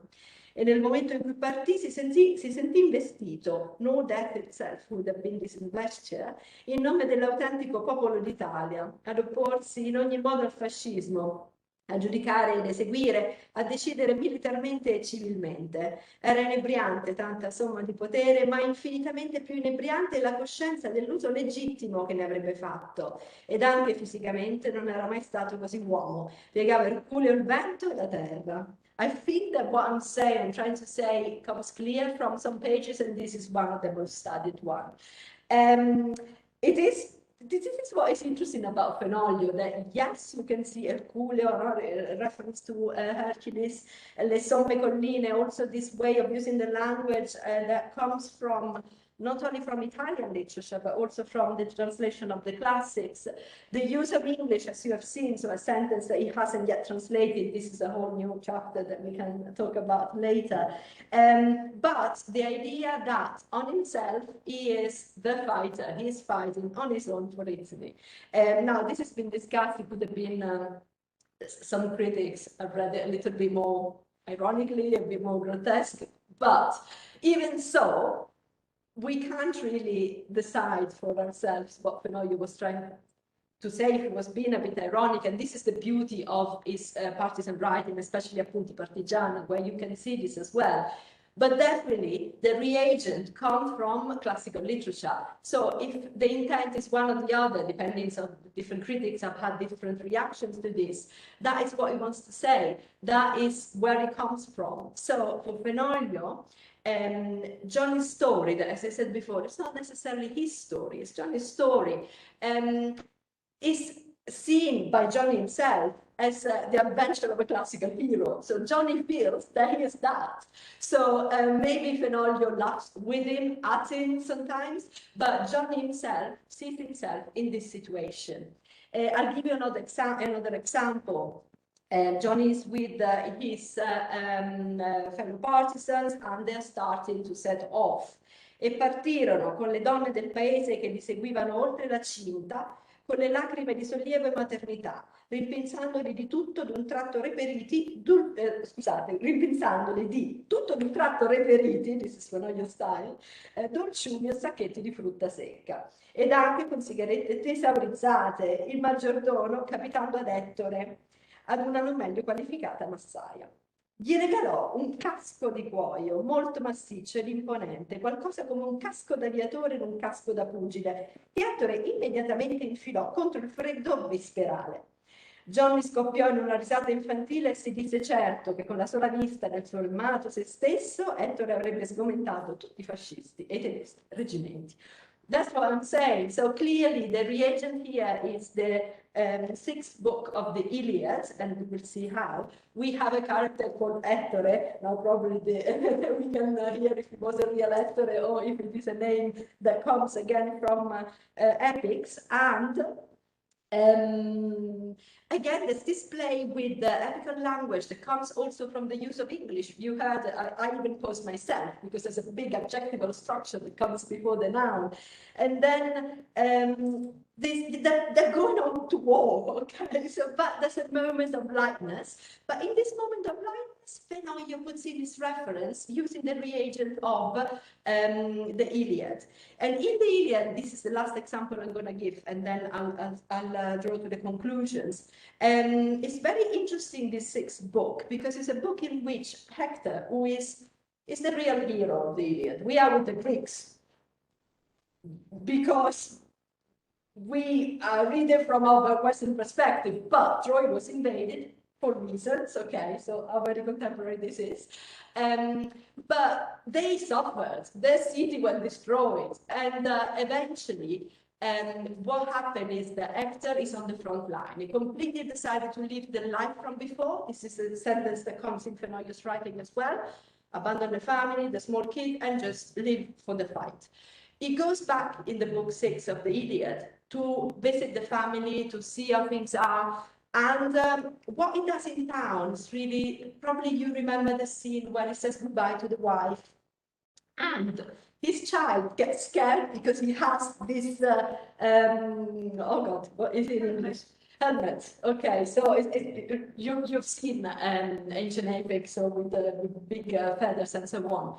And so he has to remove it so the child can recognize him. This comes from that, okay, so, but it plays with it, Fenoglio, so he jokes with it. Oh yes, when people will see you with this helmet, then they're gonna be very scared. And again, still in that book, you see encounters that Hector does in town. And Fenoglio also has a chapter in one of the versions of Il Partigiano Johnny, in which Johnny goes back to Alba, the city, and he makes several encounters. He even got taken to a party to really think, this life is not me anymore. I have to center on my life as a fighter, which is the basis of the name of Una Questione Privata, private affair, private matter. So you have to forget about the private matters. You are a fighter now, otherwise things happen and go wrong, like we know in Una Questione Privata. I'm coming to a conclusion. I leave aside many other elements that really puts in dialogue Fenoglio, and especially Johnny the Partisan, with a classical epic, like the topoi of the heroes, the war, the death, the lamentation on the dead bodies. Alba as a sentimental place, the landscape that is so important. We've seen what Giovanni showed us with all the names and how precise the toponomastic is. I come to my conclusion then, just to invite you to read now again Fenoglio with this eye, and I can propose plenty of critical literature about this. But I would like to conclude with a why, first of all. And my take, I'm not alone on this, but it's generally what I read about this when I was carrying out my research, is that Fenoglio was writing, I was certain, in the 50s. So this came out posthumously. So the resistance was, as I said before, really needed at this point. There was a need to satisfy the urge that Fenoglio's writer had about the resistance starting to be something empty, rhetorical, and really needed to be described in those terms. So what Fenoglio does is not only a literary choice, it's an ethical choice to describe the resistance in some specific terms and to create his hero, Johnny, that, if he wants to laugh with him, yes, but also is, in Johnny's perspective, and probably also in Fenoglio intention, the symbol of a shared experience that the whole community did during the war. So to conclude, I just would like to say that basically, to me, what is interesting here is that the approach that Fenoglio has to the resistance in Partigiano Johnny is this. So in order to represent that specific tragedy, that specific experience that changed completely a community and the country, Fenoglio decided to use as literary reagents classical epics amongst other literatures, as we said. But the real experience, so it is true that it's not completely in the air. So clearly the resistance that Fenoglio talks about is grounded in his time, but it's the human experience. This is literature as a whole that tells us that it's always the same. It's the same for Achilles and Hector. It's the same for, I always get it wrong, Aeneas and Aea. It's the same for Johnny and for all the people that have been in this struggle, because as Pavese wrote in 1945, what will save us in reaching out of the man, what will save us is the reaching out of a man towards the other man. L'apertura andremo dall'uomo all'uomo.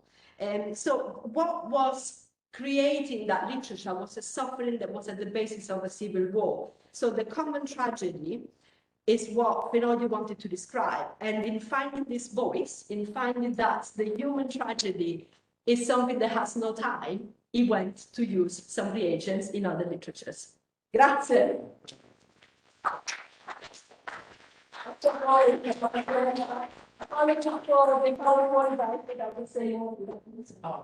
Well, thank you very much for Rosalba. Actually, I should have said when introducing Rosalba that really this event is down to her.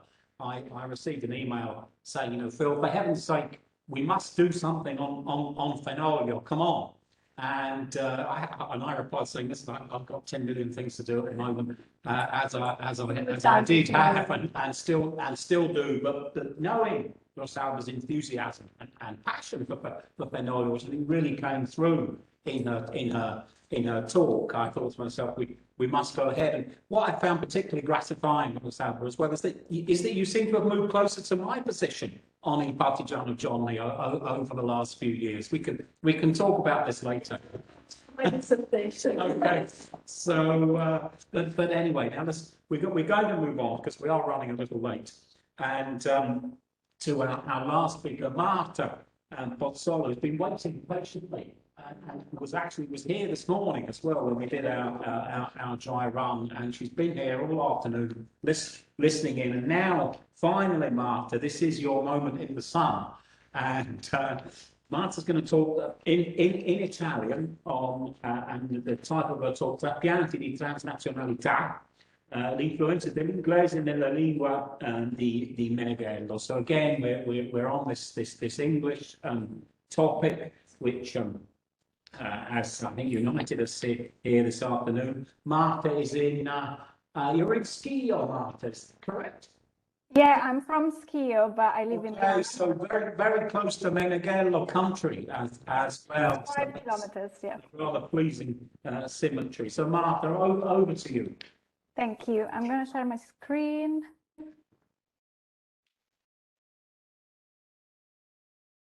You should see everything. Yes. Ok. Grazie Phil, appunto il mio paper sarà in italiano perché it flows better. Ho molte quotes dall'inglese, dal dialetto vicentino, dall'italiano e quindi volevo cominciare in realtà con una questione meneghelliana in qualche modo che ho visto personalmente affiorare nei miei anni di studi tra l'Italia e l'Inghilterra, ovvero la fatica che c'è nello sradicare Meneghello dalla connotazione di scrittore veneto e appunto facendo anche riferimento alla mia esperienza personale, avendo frequentato contesti scolastici, culturali veneti, appunto proprio a Schio, vicinissima a Malo, sono cresciuta con l'immagine di un Meneghello sempre etichettato come lo scrittore del dialetto. Insomma, in Italia, a partire proprio dai testi scolastici, universitari, ma anche dagli eventi culturali, ci si limitava sempre a inserire Meneghello o all'interno appunto della cornice della letteratura resistenziale con i piccoli maestri, oppure al fenomeno della narrativa regionale, un po' sorvolando, diciamo, sul fatto che Meneghello in realtà ha vissuto la maggior parte della sua vita in Inghilterra, a stretto contatto con una lingua e una cultura molto diverse da quelle italiane. Già a livello britannico in realtà il discorso cambia un po' perché sembra esserci molta più consapevolezza di un Meneghello intellettuale a tutto tondo e questo è probabilmente dovuto anche al suo ruolo nella fondazione degli Italian Studies di Reading. Quindi solo diciamo negli ultimi anni l'intera opera meneghelliana ha iniziato a essere letta dalla critica come intero frutto della sua esperienza di intellettuale e comunicatore di cultura all'estero, in dispatrio appunto, non semplicemente circoscritta al contesto italiano con un occhio di riguardo appunto per il Veneto. Quindi i lavori recenti della critica, a partire da Pietro De Marchi, Robert Gordon, Luciano Zampese, hanno evidenziato come Meneghello non possa essere considerato uno scrittore unicamente italiano, ma come al contrario la sua opera sia il frutto di questo punto di vista esterno, quello di intellettuale transnazionale, inserito nel mondo inglese e con profonde radici nel contesto culturale italiano. Quello che farò in questo brevissimo intervento sarà di illustrare alcuni aspetti dell'influenza dell'esperienza inglese nell'opera di Meneghello. Sarebbe bello fare un excursus su tutti i testi e vedere in che modo appare appunto l'Inghilterra in modo più apparente, in modo meno apparente, ma mi soffermerò principalmente sul Libera Nossa Malo e approfondirò poi un testo che a mio parere evidenzia proprio questa transnazionalità, ovvero i trapianti, le traduzioni dall'inglese al dialetto vicentino. Partiamo quindi con Libera Nossa Malo. Siamo nel 63, primissimo libro di Meneghello, che si pone sulla scena come uno scrittore maturo, anche se sappiamo che in realtà Libera Nossa Malo nasce come frutto di un lungo laboratorio di scrittura, quasi a tappe, prima da traduttore, poi da saggista e finalmente solo nel 63 riuscirà a liberarsi di quella scrittura intrisa di retorica. Ecco, questo testo, come tutto, diciamo, il filone pubblicato della cosiddetta materia di Malo, quindi anche Piero, pur essendo sempre stato considerato il perno della scrittura meneghelliana per l'uso sperimentale della lingua e del dialetto, è in realtà profondo esito della sua esperienza linguistica in Inghilterra. Mi spiego meglio. Partendo dal personale rapporto con l'apprendimento della lingua inglese di Meneghello nei primissimi anni del suo dispatrio, possiamo comprendere come è proprio grazie a questo che Meneghello sviluppa una sempre più profonda consapevolezza nei confronti del dialetto, fino poi ad utilizzarlo appunto come lievito poetico per la sua scrittura. Più volte nella corrispondenza epistolare con Licisco Magagnato affiora la difficoltà di Meneghello con la lingua inglese, soprattutto dei primissimi anni. La prima lettera del carteggio, siamo il 21 settembre 47, quindi pochissimi giorni dopo il suo arrivo, Meneghello scrive a Licisco: Caro Licisco, Grecum est non legitur per il momento, sto studiando la lingua e non ho un minuto per me né per gli amici. Chiaramente Meneghello esagera un po' perché per aver vinto una borsa del British Council un infarinamento di lingua inglese, lo sappiamo, ce l'aveva. Quello che rende difficile l'inserimento in dispatrio è più che altro la difficoltà del comunicare nel quotidiano all'interno del nuovo contesto inglese. Ed è proprio questo meccanismo di acquisizione della competenza della lingua inglese parlata, di quelle sfumature da native speaker, diciamo, che offre a Meneghello dei parallelismi con l'apprendimento del dialetto vicentino. Nella materia di reading Meneghello scrive: per un certo verso fu come cominciare una nuova vita, con qualcosa della speciale intensità delle percezioni che abbiamo nell'infanzia. Le cose apparivano straordinariamente vivide e piene di significato. Si trattava di acquisire informalmente, pick up, una nuova lingua da adulto, che è una cosa abbastanza emozionante. Il mio senso di stare vivendo una novità era così intenso che per qualche tempo, mesi, anni, ciascuna nuova parola, nuova frase che udivo si imprimeva nella mia mente, insieme con le circostanze in cui l'avevo udita, da chi, dove e in che contesto. Quindi è un processo molto simile a quello che coinvolge il bambino quando impara a parlare, specialmente in un ambiente dialettofono, come poteva essere quello di Meneghello. L'apprendimento è quindi intenso ed entusiasmante perché ogni espressione è intrinsecamente legata alla realtà empirica e non può esserne scissa. Quindi questa sensazione di ancoraggio alla realtà che l'inglese, l'apprendimento dell'inglese gli comunica, deriva da questo continuo confronto con il dialetto. Quindi come la parola in dialetto risulta, e cito, sempre incavicchiata alla realtà per la ragione che è la cosa stessa, appercepita prima che imparassimo a ragionare, lo stesso discorso vale per l'inglese acquisito in un contesto parlato. In questo senso, quindi, entrambi gli idiomi vanno a contrapporsi a un'altra lingua che è artificiale e che nasce per essere scritta, ovvero l'italiano. Quindi l'opposizione di questi due mondi, quello dello scritto e quello del parlato, e della difficoltà di replicare quest'ultimo mondo del parlato in scrittura, trovano la loro spiegazione in uno degli esempi più famosi, forse lo conoscerete, all'interno dell'opera meneghelliana, che è quello dell'uccellino e dell'oseletto. Sono effettivamente la stessa cosa l'uccellino e l'oseletto? Si domanda Meneghello. Non proprio. Vivono in due mondi diversi, volano su due binari che non si incroceranno mai. L'oseletto vive nel mondo dell'oralità, il mondo un po' folle che appartiene al dialetto, quindi sarebbe impensabile intrappolarlo nella gabbia delle parole scritte. L'uccellino invece nasce proprio per essere scritto e nasce per essere ritratto nei dettati, insomma è artificiale, è quasi imbalsamato. Quello che invece ha l'oseletto è una caratteristica fondamentale ed è il fatto di essere vivo, è proprio la sua imperfezione che lo rende vitale.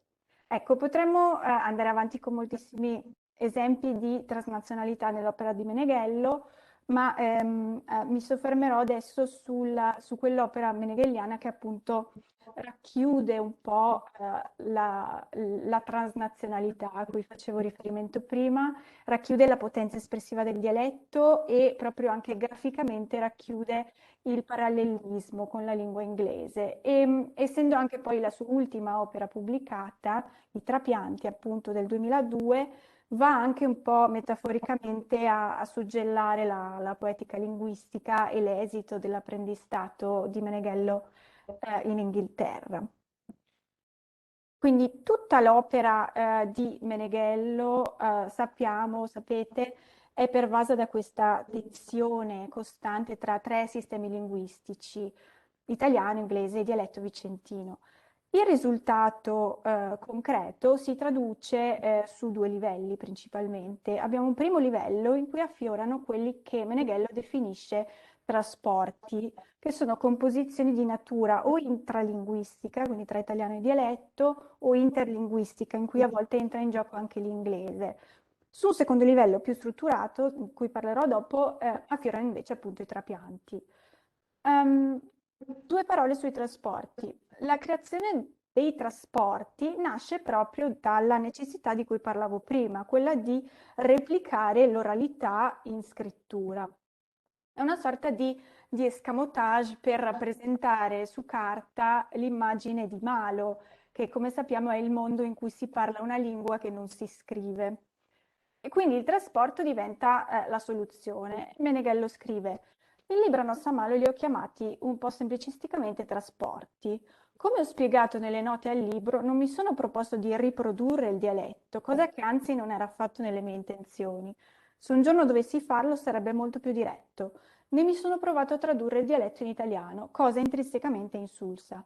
Ho voluto invece trasferire, trasportare la mia esperienza dialettale in italiano, farla valere, questo è molto importante, anche per chi non sa il dialetto nel miglior modo che potevo. Vediamo qualche esempio. Appunto è importante il fatto di farla valere anche per chi non sa il dialetto, quindi l'accessibilità del testo. Abbiamo vari tipi di trasporti, ho preso proprio due esempi, uno linguistico e uno tematico. Ad esempio la parola sbiansare. Il suo corrispettivo in italiano standard sarebbe spruzzare, anche se non esattamente, perché l'autore cosa decide di fare? Decide di utilizzarlo in Libera Nostra Malo, intanto trasportandolo graficamente, quindi sbianzare con la Z, dove l'uso della Z richiama un po' una grafia più vicina all'italiano in qualche modo. E perché non usare direttamente spruzzare? Perché nel dialetto di Malo sbiansare vuol dire spruzzare, ma non esattamente, perché in uno sbianso, e qui lo confermo da dialettofona, sono due cose leggermente diverse, in uno sbianso c'è meno gocciole e più grosse che in uno spruzzo. Quindi anche qui vediamo l'aderenza totale al reale, quindi il modo migliore per rappresentare la realtà. Un altro trasporto invece di tipo tematico, scrive Meneghello in Libera Nos, ma la bestemmia vera è quella arrabbiata che tira giù, virgolettato, il soprannaturale ed esprime un giudizio di fondo, rozzo ma indipendente, sul funzionamento del mondo. In nota Meneghello spiega l'uso del tira giù. La bestemmia arrabbiata non si proferisce in dialetto, ma si tira so. Quindi si ha l'impressione che afferrino a due mani la statuetta prescelta come donna scansia e la tirino giù con violenza per sbatterla a terra. Ecco, vediamo che quindi con Meneghello non abbiamo semplici citazioni dal dialetto o dall'inglese, quanto piuttosto, come afferma anche Pietro De Marchi, momenti di creativo contatto, di interazione tra le lingue. Ed è proprio per questo motivo che possiamo dire, questo è un tema che ha affrontato in diverse occasioni il collega Giulio Lepsky, la lingua in cui scrive Meneghello è in tutti i sensi l'italiano. Perché? Perché l'impasto linguistico meneghelliano, secondo il linguista, conferma che la tradizione italiana è plurilinguistica, pluristilistica e ingloba al suo interno ricchissimi filoni dialettali che non sono marginali ma stanno proprio al centro e sono in qualche modo indispensabili per definire anche l'essenza stessa della nostra cultura. Arrivo verso la conclusione parlando dei trapianti, quindi questa continua tensione di cui parlavo prima tra i sistemi linguistici su un secondo livello si trasforma nei trapianti. Qui Meneghello bypassa totalmente la presenza dell'italiano, quindi se prima Meneghello si era limitato a trasferire, ora direttamente trapianta. I trapianti, dall'inglese al vicentino, appunto pubblicato nel 2002, è una raccolta di traduzioni poetiche del tutto particolari, dall'inglese al vicentino, in cui l'autore in realtà si era già cimentato a partire dagli anni '80. Ne troviamo alcune sparse all'interno delle carte e poi vennero raccolte nel 97 proprio in una raccolta, una miscellanea dedicata a Giulio Lepski, con il titolo di Le Biave, letteralmente la biada, ma la biada intesa come la biada poetica, quindi gli autori di cui Meneghello si era nutrito negli anni in Inghilterra. I trapianti infatti sono versioni di traduzioni di Shakespeare, Hopkins, Wordsworth, Coleridge e anche poi di poeti contemporanei come Cummings, Yeats e Campbell. Quindi è un esito letterario che va un po' a chiudere, se vogliamo, in modo circolare l'esperienza di Meneghello che in dispatrio, grazie alla potenza del dialetto, torna a casa linguisticamente parlando. Il progetto nasce proprio da quest'unione dei due mondi più amati da Meneghello, il dialetto di Malo e quello dell'apertura culturale che gli era stata concessa dallo studio della letteratura inglese. L'idea immodesta, appunto dalla citazione, era quella di rinnovare l'accensione lirica degli originali, non veramente tradurli, quindi quasi rifarli in devota emulazione in vicentino. Qui c'è a monte un lavoro di creatività linguistica praticamente totale. Sempre De Marchi parla di travestimenti, li pone proprio su un piano di rivisitazioni teatrali. Lepski di nuovo li considera invece delle creazioni originali che nascono appunto non con il fine di tradurli, di far comprendere meglio il testo di partenza, ma sarebbero appunto un esempio di traduzione culturale, target oriented più che source oriented. E Meneghello stesso in diversi interventi, percorsi di traduzione, ripete quanto sia importante tradurre in chiave idiomatica nella propria lingua, di lasciar perdere la corrispondenza letterale, che è poi forse l'essenza della traduzione, quella di inserirsi comodamente nella lingua di arrivo, quasi un po' senza destare sospetti. Ecco, quindi c'è da parte dello stesso Meneghello, nel suo atteggiamento verso la traduzione, una sorta di sdoganamento della licenza poetica e della creatività del traduttore che si trasforma a tutti gli effetti in scrittore, che è poi anche un po' il percorso che ha fatto Meneghello partendo come traduttore. C'è tuttavia da dire che Meneghello non stravolge i classici, li rispetta, rispetta il contenuto, la forma, mantiene l'assetto metrico, l'impianto strutturale, ovviamente aggiungendo poi tutta l'espressività tipica del dialetto vicentino. Ad esempio, questo esempio che vedete è da William Wordsworth, Slumber Deep in My Spirit Still. In questa stanza appunto vediamo la ripresa dell'enfasi negativa, quindi no, no, viene ripreso, neither nor, no, no, di nuovo. Per quanto invece lo schema rimico appunto rimane quello, a V, con allitterazioni. L'enumerazione finale, with rocks and stones and trees, viene ripresa con le rocce, le pietre, le piante. E poi bellissimo appunto tutto il suono, l'allitterazione del terzo verso, rolled round in Earth's diurnal course, il giro della terra, la ravoltola, quindi l'uso delle R e delle L. Un altro esempio, ce ne sono davvero tanti, qui vediamo invece proprio graficamente come Meneghello riprenda un poeta avanguardista come il Cummings che gioca con la punteggiatura e con la struttura della poesia a livello visivo. Appunto la ripresa grafica che rimane quella, le maiuscole rimangono quelle, bellissima la resa dei nomi, Eddie e Bill che vengono riproposti in chiave dialettale, Dino e Memi, e Betty e Isabel che diventano la Rina e la Isetta, quindi anche con l'uso dell'articolo. Insomma, ecco, potremmo continuare andare avanti per molto. Tra l'altro i trapianti finalmente è stato ripubblicato proprio in occasione del centenario. Insomma, quello che Meneghello intende dimostrare al suo pubblico attraverso i trapianti e attraverso in realtà tutta poi la sua opera è, ma qui è in maniera molto più diretta, è quanta potenzialità ha il dialetto. Quindi quest'opera rappresenta, come abbiamo visto, non un semplice tentativo di traduzione, ma dimostra l'espressività del dialetto vicentino, preso comunque uno tra i tanti esempi della pluralità linguistica della penisola italiana.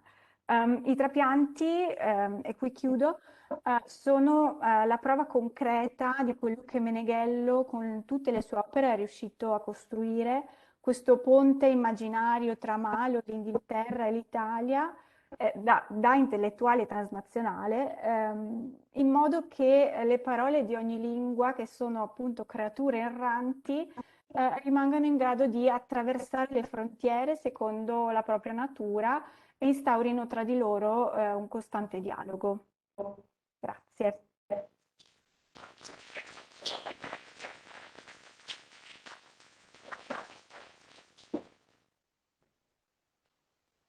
Thank you so much, Martha, for that. Thank you. I was following with tremendous interest. I mean, translating EE comics now that really is not easy, and the result I thought was absolutely splendid. I'd love to look at that slide again, and just the final quotation, this idea that the words devono continuamente a attraversare le frontiere. I mean, that really seems to sum up actually what we've been doing here this afternoon. We have our distinguished guests here in Edinburgh, but I've been delighted to see so many people that have tuned in through the web from a number of different countries, old colleagues as well. I've noticed, and so I think what this afternoon has done is it's given us the opportunity to allow Fenoglio and Meneghello to cross these frontiers, to come over to us. Many us academics, colleagues or academics that have come over from Italy and ended up working in the United Kingdom, perhaps regretting it now after Brexit, but that's another matter. But this has given us, the opportunity to bring this culture into the United Kingdom, but also to find out as well that there's a kind of return going on, and so an interesting sort of series of cycles. So I think this has been an extraordinarily successful and invigorating afternoon. Reminded us of the special place of both Meneghello and Fenoglio in Italian literature, but also in the world, the Italophile world, if you like, in the United Kingdom. Now, theoretically, we were to have time for some questions and discussion, but we're actually running rather late. And we've got, for those of you in Edinburgh, the film of Una Questione Privata to watch, and then a round table conversation. So it's a very full day. So I hope you'll crave my indulgence here. We won't have time for discussion now, but obviously we will do later. And for those of you that are going to run the course of what is becoming really, to refer to Rosalba's work, an epic day. So thank you very much, and thank you to you, Martha, once again for your talk. Thank you.